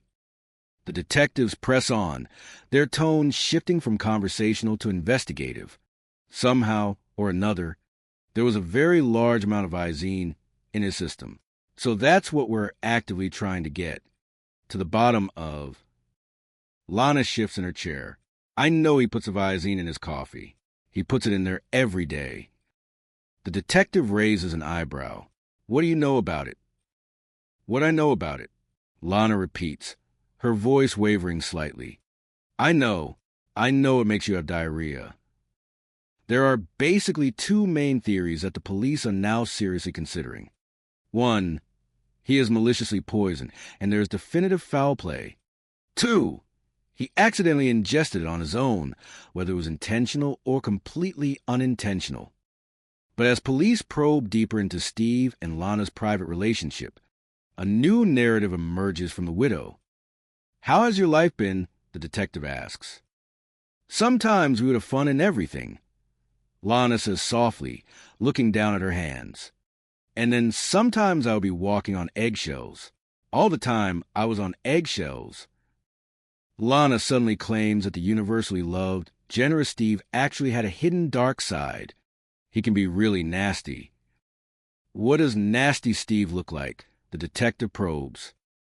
He's really verbally abusive, calling me terrible names. Like what would he call you? I don't know. Stupid bitch. I don't know. Just all kinds of things. I could see his temper escalating. Until you notice. Just, try and stay out his angry way.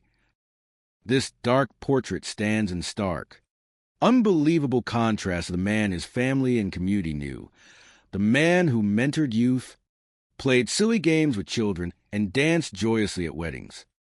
After Lana's initial interview, detectives secure a warrant and boldly order a comprehensive forensic search of the lakefront house.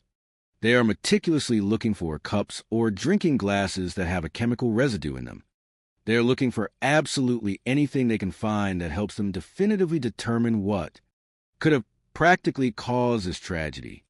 Anything document-wise that would officially show trouble in the marriage. But during that intense search time, Lana surprisingly tells a responding officer that she urgently wants to speak again with Detective Moats.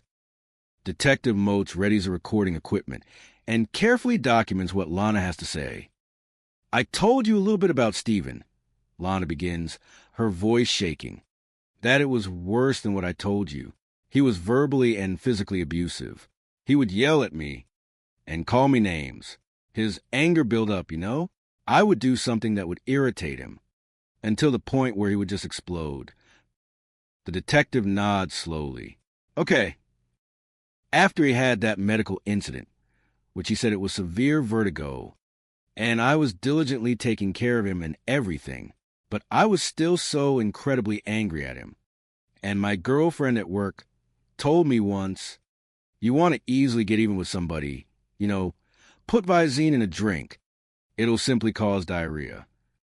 It is then that the quiet nurse drops a massive, case-breaking bombshell.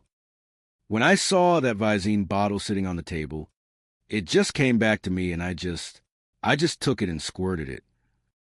The room is incredibly still. And what did you squirt it into? The detective asked clearly. His water. Into his water? So you don't know the full exact amount you used? I mean, you just squeezed it. Lana looks up, her eyes wide. I think I put the whole thing in. So the whole bottle? I think I did. I squeezed it very hard. I just saw it sitting there, and I just did it. The confession hangs heavily in the air. What are your plans tonight now? The detective asks smoothly, not wanting to spook her before the paperwork is ready. Just stay here. You'll be okay. I know it's a lot on your plate. Just what if I do? Lana cries softly. What if I actually cause his death with the Visine? Anything else that you want to add? The detective asks. No. If there's more, just get it off your chest. That's it. It is a completely damning confession. But the careful detectives cannot legally arrest Lana. Just yet, they must follow protocol. After Lana confessed, the police calmly left the residence. They systematically got their legal ducks in a row as far as what exact criminal charges would be, officially made by the state. And they were fully ready to come back the very next day to formally arrest Lana Clayton. But early that next morning, they get a frantic emergency call from one of Lana's neighbors. They found terrifying notes of suicide left behind.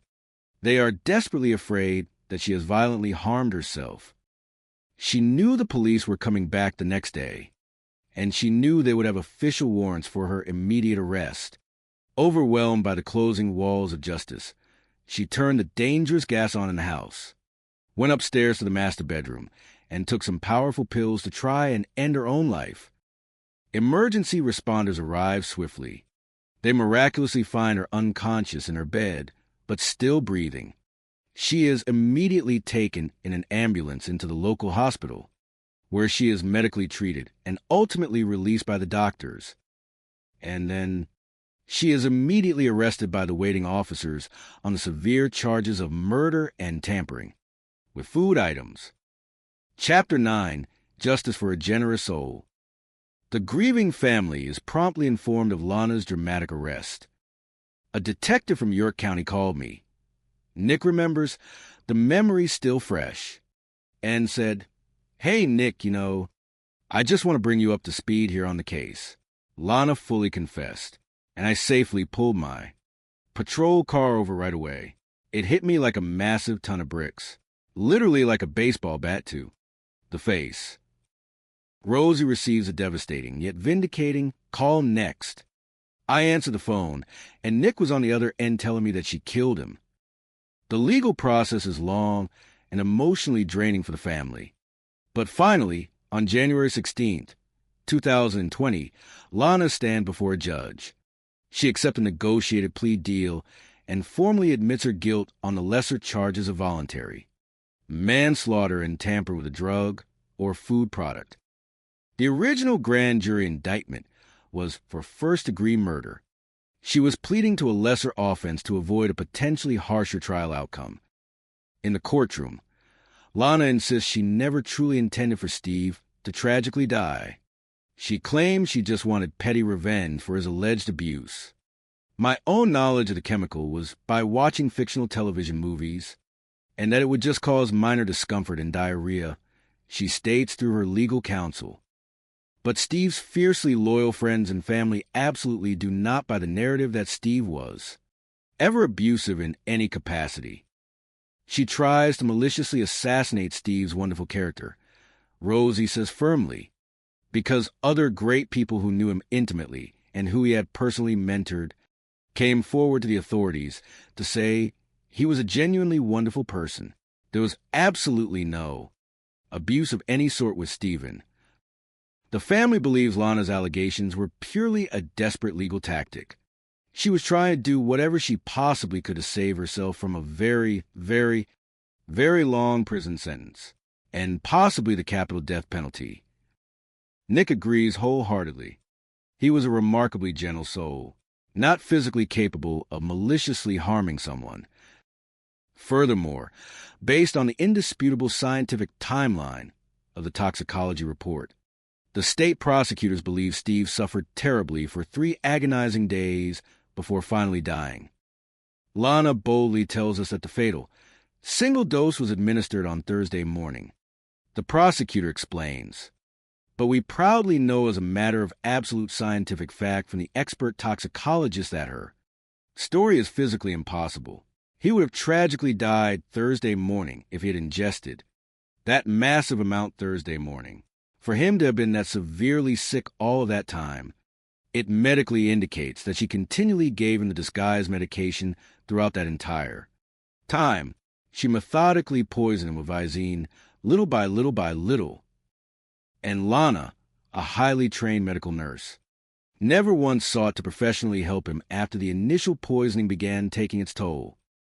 Stephen would absolutely not have stayed in a neglected, soiled mattress voluntarily. Rosie insists, knowing her brother's habits. He was a massive clean freak. He would not have stood for such an undignified thing. He was simply too physically weak to get up and move himself. The prosecutor paints a chilling picture of those final days. There is surprisingly no mobile phone accessible in the house. There is no active landline plugged in, so he cannot possibly call somebody for help. So this intentionally puts him in the terrifying situation of being effectively tortured with absolutely no way to reach out and get medical help. And so finally, she knew on Saturday. That's it. And she ruthlessly squeezed a whole remaining bottle of Visine into his drinking water, had him unknowingly drink it, and then casually goes outside to mow the green grass. So she simply didn't have to watch the final horror of his death. The judge looks down from the imposing bench.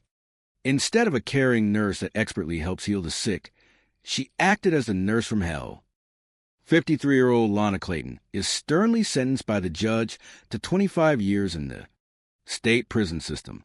She never formally admitted that she explicitly intended to kill Steve, but the undeniable scientific facts overwhelmingly show otherwise.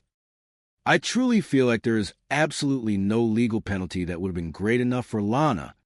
A heartbroken friend remarks after the sentencing, "This is 3 full days of methodically, coldly poisoning my best friend, and then ultimately killing him. The calculated thought process that had to go into her putting on this elaborate charade, and she carried that grand deception right on through till the very end. And I firmly think that is the exact definition of a true monster. But what chills the family to the bone is a realization that Lana almost entirely got away with it. There almost wasn't going to be a scientific autopsy performed. If there hadn't been an autopsy demanded by the persistent family, the official legal ruling of the county coroner would have forever been that this was likely a hard cardiac episode, and it was simply natural causes. The absolute truth is, she brought her downfall upon herself by moving too fast with the cremation and the estate. You know, Nick reflects quietly, had she been just the exact same quiet, gentle Lana, convincingly grieving the terrible loss of Steve, absolutely no one would have had any suspicion whatsoever. Although Lana steadfastly insists Steve's tragic death was completely unintentional, his devoted family and the state prosecution firmly believe it was a highly deliberate, calculated act, motivated purely by immense financial gain. One incredibly obvious and glaring motive is Steve's considerable wealth, without a legally recognized will in the state of South Carolina. Absolutely everything goes directly to the surviving spouse. So Lana would legally know, if Steve is gone, I get absolutely everything. If somebody maliciously wanted to do something terrible like this, Rosie notes sadly, All they simply had to do was get rid of the paper will, and absolutely everything belonged to them. Chapter 10, An Enduring Light. With the trial concluded and justice firmly served by the courts, the Clayton family tries their best to heal and move on without Steve's physical presence in their daily lives.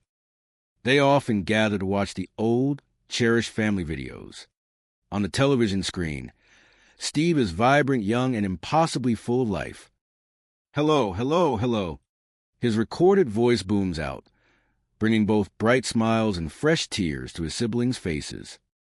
I mean, I intensely miss a lot about Steve, Rosie says, wiping a tear from her cheek. But I deeply miss his booming voice. I immensely miss hearing his comforting voice. This is my way of, getting away from the emotional stuff. The digital Steve continues to joke on the screen. I think what I honestly miss about Steve is his completely over-the-top personality.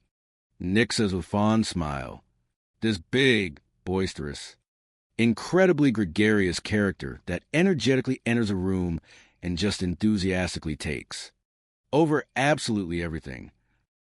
Steve was a truly amazing person, another family member adds, looking out over the peaceful water of Lake Wiley. It has been incredibly difficult not having a strong presence around us. The wonderful thing I miss the absolute most about Steve, Rosie concludes softly, is his booming, infectious laughter and his incredible, magical ability to instantly light up a dark room. The tragedy of his passing does not define the magnificent entirety of his life.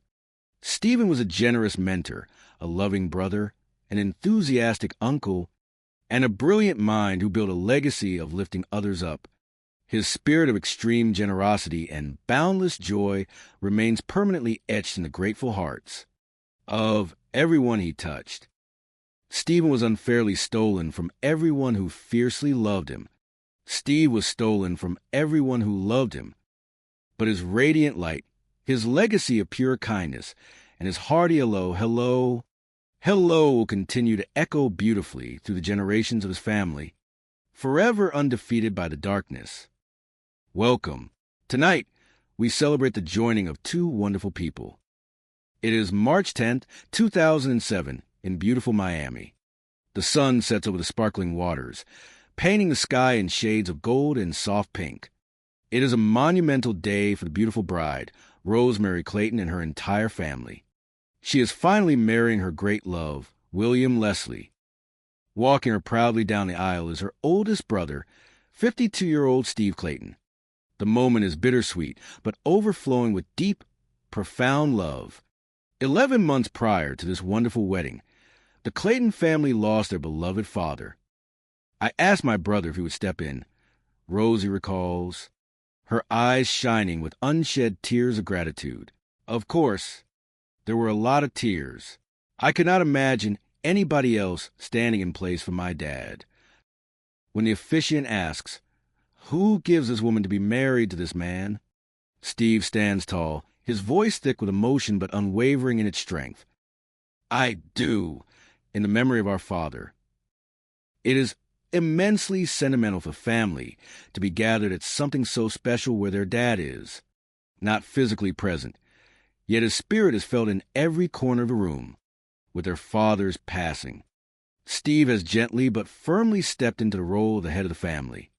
Even though he has never had children of his own, he has always been a father figure to his younger siblings. When their father and mother were married, Steve was just about 2 or 3 years old. Growing up in a bustling household, he had 4 sisters, with Rosie being the youngest, because he was 10 years older than her. There really was not a single moment when Steve was not a guiding light in her life. Steve was my big brother, and he was my absolute hero, Rosie says with a bright smile. He was everything a little girl would want in a big brother. He played football. He wrestled in high school. That really made him bigger than life for me. After high school, Steve graduated from college with a degree in finance. He quickly matured into a shrewd, brilliant businessman. With a trusted partner, Steve started a company called Physical Therapy Resources. Through hard work and dedication, that small enterprise eventually became a national company, establishing physical therapy centers all over the country. A former colleague remembers their early days warmly. Steve and I met at work. He was in the hospital working, and I was in the same hospital. And that is how we met and became lifelong friends. Steve became incredibly successful and eventually sold his interest in his business. Basically, from that point onward, he was happily retired. His lifelong goal was to retire at the age of 40. He missed his target by just one single year. He retired when he was 41. Selling his business freed up Steve to do whatever his heart desired. And what he wanted to do most was give back to the world. Steve Clayton's core principles of giving back. Principle. Description. Mentorship. Guiding a large group of young men to help them start up their own businesses and find their true direction in life. Generosity. Freely sharing not only his financial resources, but also his precious time. Family first. Ensuring that no matter how busy life became, there was always time to support and uplift his sisters and extended family. Joyful spirit. Using gentle humor to bring light into serious situations. Making sure everyone around him felt comfortable and loved. Steve was extremely generous. He always had time for his family. In old family videos, Rosie films as Steve playfully teases her Uncle Max. It is a special dynamic. My dad was not so funny. He was much more serious, Rosie notes. He was always serious. But where did that humor come from, Steve? I do not know. When his sister Rosie gets married, it is Steve's wonderful good humor that makes him the life and soul of the occasion. When it is time for the speeches, the room echoes with chants of, "Please get up, Steve, play." Steve was always the first guy to get up to give a toast anywhere. He takes the microphone with a wide grin. "Hello, hello, hello. This is my way of getting away from the emotional stuff. William, thank you so much. I am not going to look at you right now. Thank you so much for making my sister so incredibly happy. And my dad, I have to get serious here." Steve is never one to hide his emotions. His voice softens, carrying across the silent, captivated room. My dad told me before he passed to take care of my sister, to honor you, and he loved you very much. All right, I am cool. All right, you guys are great companions. You are great partners. And my sister, I have never seen her happier. After the beautiful speeches, Steve steps up for the traditional father-daughter dance. He comes up, and they get ready to dance. But before the music begins, they share a very, very powerful moment. A surprise recording of their dearly departed father plays over the speakers. The best moment of my day was when you were climbing on my knee. You would say, "Daddy, I love you. I miss those days. I really do. Because I love you too." He had so many duties that day, Rosie reflects.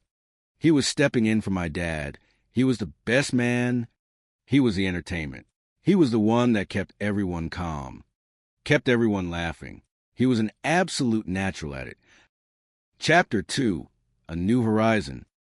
Despite his monumental success in business and his close network of loving family and friends, Steve's own romantic life had faced a few rocky patches in the past. He always looked for a partner that was as focused, determined, loving, and caring as he was. As his friends would say, that is a very tall order to fill. Now 52.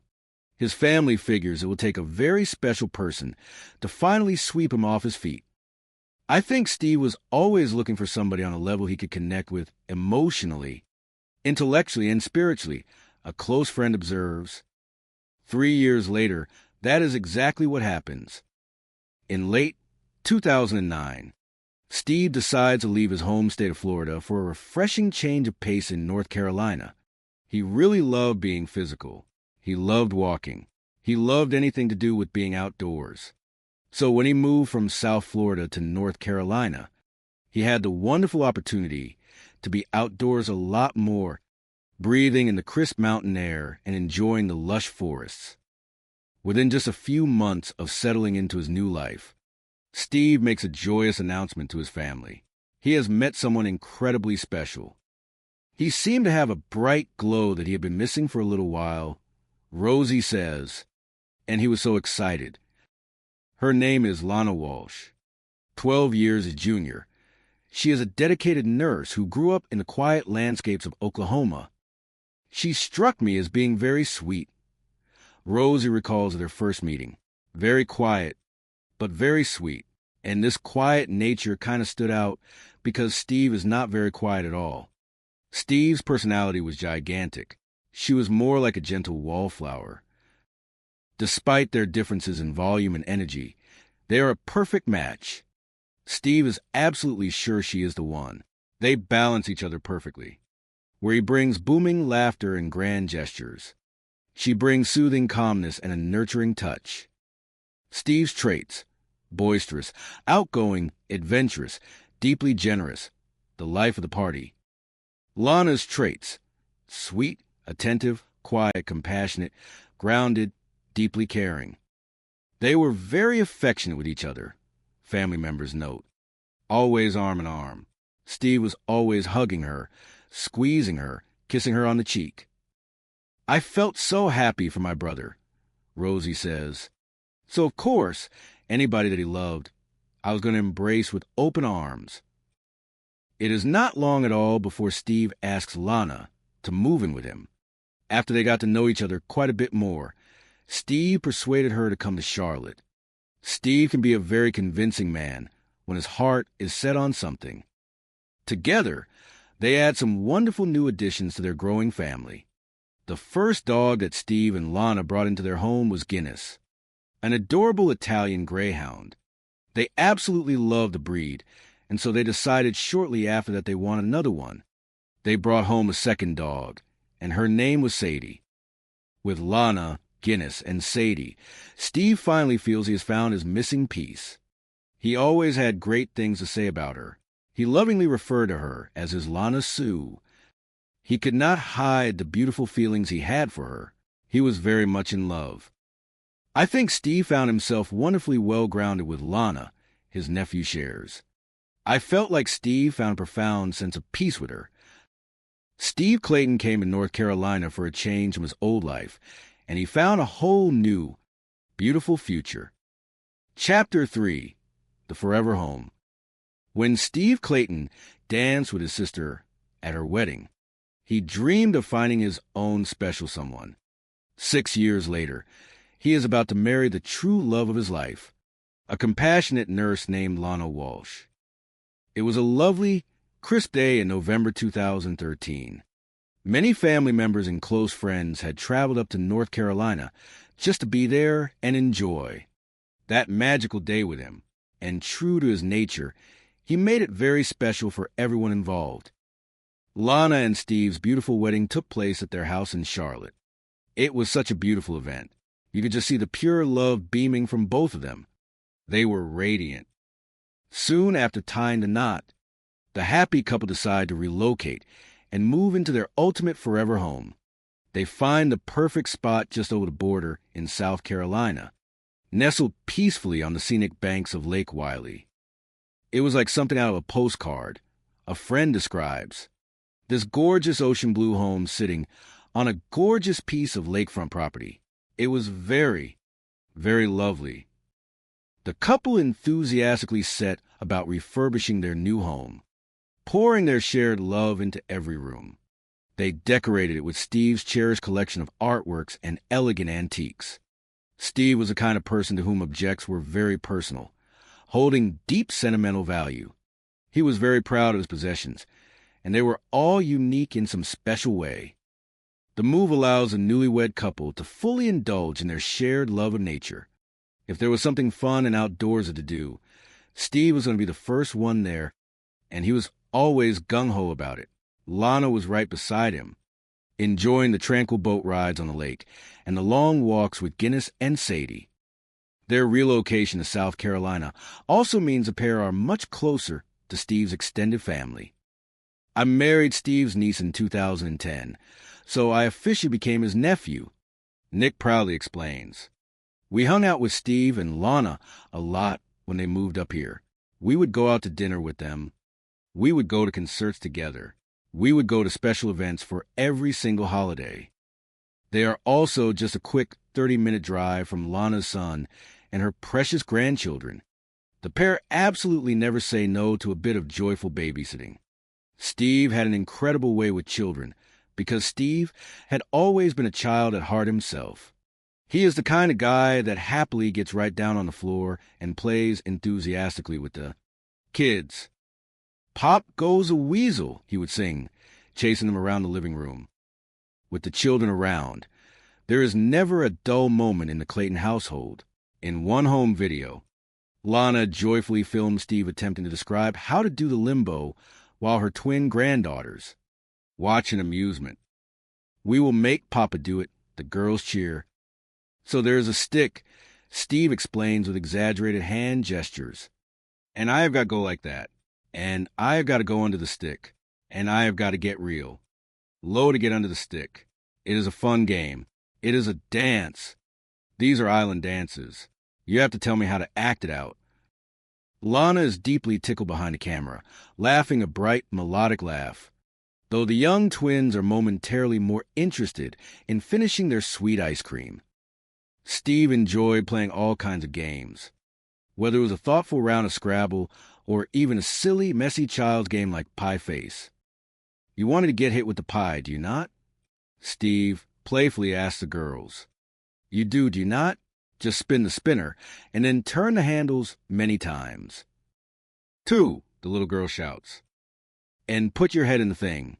Put your chin on the thing right here. Okay. Spin it forward. Both of them or one." Both of them. Steve was a huge, lovable teddy bear. The children loved to play with him. He always had kids happily hanging on his arms or riding on his shoulders.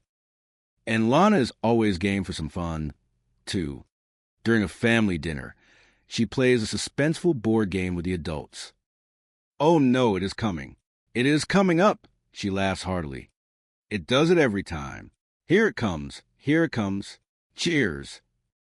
5 wonderful years into their solid marriage, Steve and Lana appear to be thriving in every single aspect of their lives. Chapter 4, The Vow of Sickness and Health. A marriage is built on joyous moments, but its true strength is tested when unexpected challenges arise. In June 2018, the bright skies over the Clayton home temporarily darken. Steve suddenly falls ill. He tells Lana that he feels terribly dizzy, complaining of severe vertigo. He says that his ear hurts and that he feels nauseous. He starts feeling very sick out in the beautiful garden yard he loves so much. "I felt real bad for him," Lana tells the family later. "I knew that he'd had issues with vertigo prior to this." Steve had been very ill and did not know exactly what was wrong. He just remembers that he was working happily out in the sunny garden, pulling weeds and tending to the blooming flowers. Suddenly, he started to feel dizzy. He got a small headache and felt nauseous. He initially thought that maybe he had just gotten a touch of sunstroke from being out in the bright afternoon heat for too long. "Are you okay, honey?" Lana had asked, rushing to his side. "Yeah, just a little dizzy," he had replied, leaning heavily on her shoulder. As a professionally trained nurse, Lana immediately knows that the absolute best thing for Steve right now is strict bed rest and constant hydration. She helps him upstairs to their comfortable master bedroom. Steve remembers laying down, feeling the soft, cool sheets against his feverish skin. He ends up sleeping extremely heavily as his body fights off the fierce inner ear infection causing the intense vertigo, worried because she cannot reach him on his cell phone. Rosie calls the house line to speak with Lana and see if she can explain Steve's mystery illness. "I asked her what she thought was going on," Rosie says, recalling her concern, "because that is very odd for any person of any age to sleep so heavily and lose track of time." Lana is a pillar of comforting strength on the other end of the line. He is resting comfortably now. Lana reassures her sister-in-law. I am watching him around the clock. I am making sure he is drinking plenty of water and taking his prescribed medicine. Though he has never been ill quite like this before, Lana understands that Steve's body is just exhausted. He is a man who goes 100 miles an hour, giving all his energy to his friends, his ments, his family, and his dogs. Sometimes, even the strongest engines need to be turned off to cool down. I felt so deeply reassured that Lana was there to take care of him in every single way that she could. Rosie smiles, especially with her extensive knowledge and background as a nurse.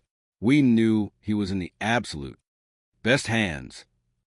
For 3 long days, Lana does not leave his side. She brings him fresh water, cool cloths for his forehead, and light soups. When a severe dizziness prevents him from walking steadily, she becomes his physical support, wrapping her arms around his waist and guiding him with endless patience.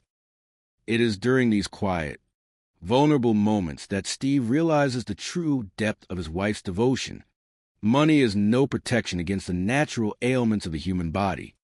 Business acumen cannot cure a spinning room, but a loving partner, holding your hand in the dark, whispering words of encouragement, that is a priceless treasure. Lana's gentle nature, which had initially drawn him to her, becomes his ultimate sanctuary. She never complains about the lost sleep. She never shows frustration. She only shows pure, unconditional love. Chapter 5, Celebrating the Gift of Life.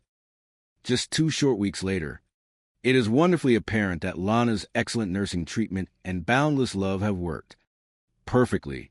Steve is entirely back to his old, vibrant self. To celebrate his recovery and his gratitude for life, he decides to throw a massive party for the 4th of July. The lake house is decorated in bright patriotic colors.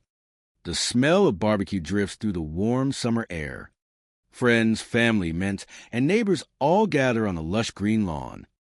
That party was just as incredibly great as every other party we had ever been to there, a close neighbor happily reports. Steve was his normal, highly affectionate self. Everybody had a truly great time. Music plays over the outdoor speakers, a lively, upbeat tune that echoes across the rippling waters of Lake Wylie. Steve stands on the wooden deck, looking out at the crowd of people he loves so dearly. He holds a glass of sparkling cider in his hand. He taps a silver spoon against a glass, calling for everyone's attention. Hello, hello, hello. His booming voice rings out, bringing immediate smiles to everyone's faces. I just want to say a few words.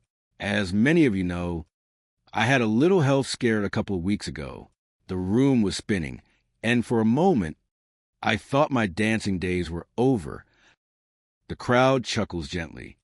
Steve turns his warm, loving gaze toward Lana, who is standing near the railing, blushing slightly at the attention. But I am standing here today because of the most amazing woman in the world, my sweet Lana. She took care of me when I could not take care of myself. She is my rock, my nurse, my beautiful wife, and my greatest blessing. So, please, raise your glasses to good health, to great friends, and to the healing power of true love. The guests cheer loudly, raising their glasses high in the summer sun. As the music starts up again, Steve walks straight over to Lana. Here is Steve dancing gracefully with Lana as they celebrate in grand style. He grabbed Lana right away, and we just kind of followed suit and all joined in. Nick remembers with a fond laugh. I remember watching them hug, and watching him kiss her tenderly on the forehead. They were completely, utterly in love. Things are exceptionally good at the Clayton home, as fireworks light up the night sky, reflecting brilliant colors over the dark surface of the lake. No one has a single doubt that Lana and Steve's lives together are going to be infinitely happy, healthy, and long. They continue to share their beautiful home with their family. They continue to play silly games with the grandchildren. Steve continues to mentor young entrepreneurs, teaching them that while financial success is a fine goal, building a home filled with patience, kindness, and unwavering support is a true mark of a successful life. Steve's larger-than-life personality, perfectly balanced by Lana's sweet, quiet compassion, creates a harmony that inspires everyone who knows them. They prove that no matter what challenges life brings, be it the loss of a parent, the stress of a big move, or a sudden bout of illness, when two wonderful people join their lives together with pure intentions, they can overcome anything. This is the enduring legacy of Steve and Lana Clayton. It is a story not of tragedy, but of triumph. It is a story of a boisterous, generous man who found his peaceful harbor in a caring nurse. And together, they build a life that continues to shine as brightly as a summer firework over the tranquil waters of a Carolina lake. The breeze in Miami on March 10th, 2007, carried the scent of sea salt and blooming jasmine. It was a day of profound beauty and bittersweet memories for the Clayton family. The sun shone brightly on the gathered guests, but there was a palpable absence felt by all. 11 months prior, the family had lost their patriarch. Now, it was time for Rosemary Clayton, the youngest of the siblings, to marry the love of her life, William Leslie.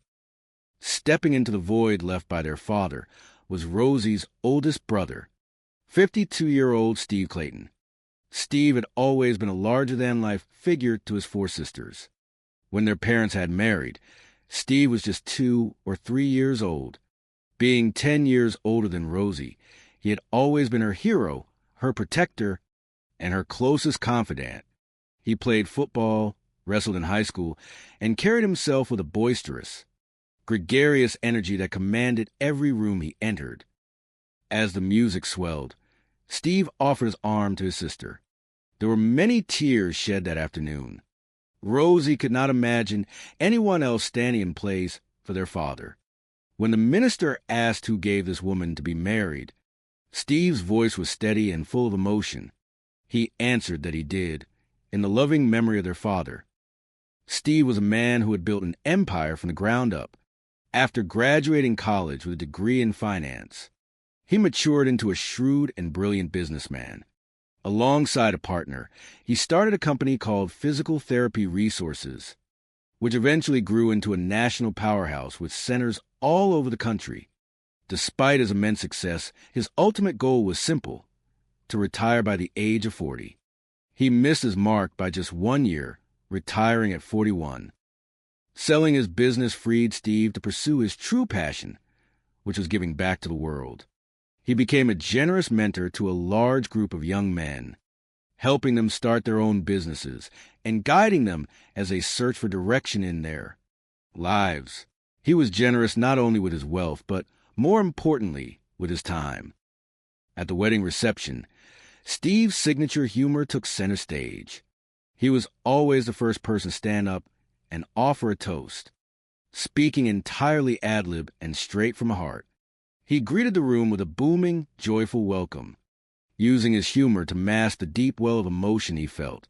He thanked William for making his sister so incredibly happy. He spoke of their father's final wish, a quiet request made before he passed, asking Steve to take care of Rosie. Steve looked at the newlyweds, his eyes shining, and told them they were great companions, great partners, and that he had never seen his sister happier. Following the speeches came the father-daughter dance. Steve stepped onto the dance floor with Rosie, but before the music began, a surprise echoed through the speakers. It was an old recording of their dearly departed father. His voice filled the room, recalling the days when Rosie was just a little girl climbing onto his knee, telling him she loved him. The emotional weight of the moment washed over the guests.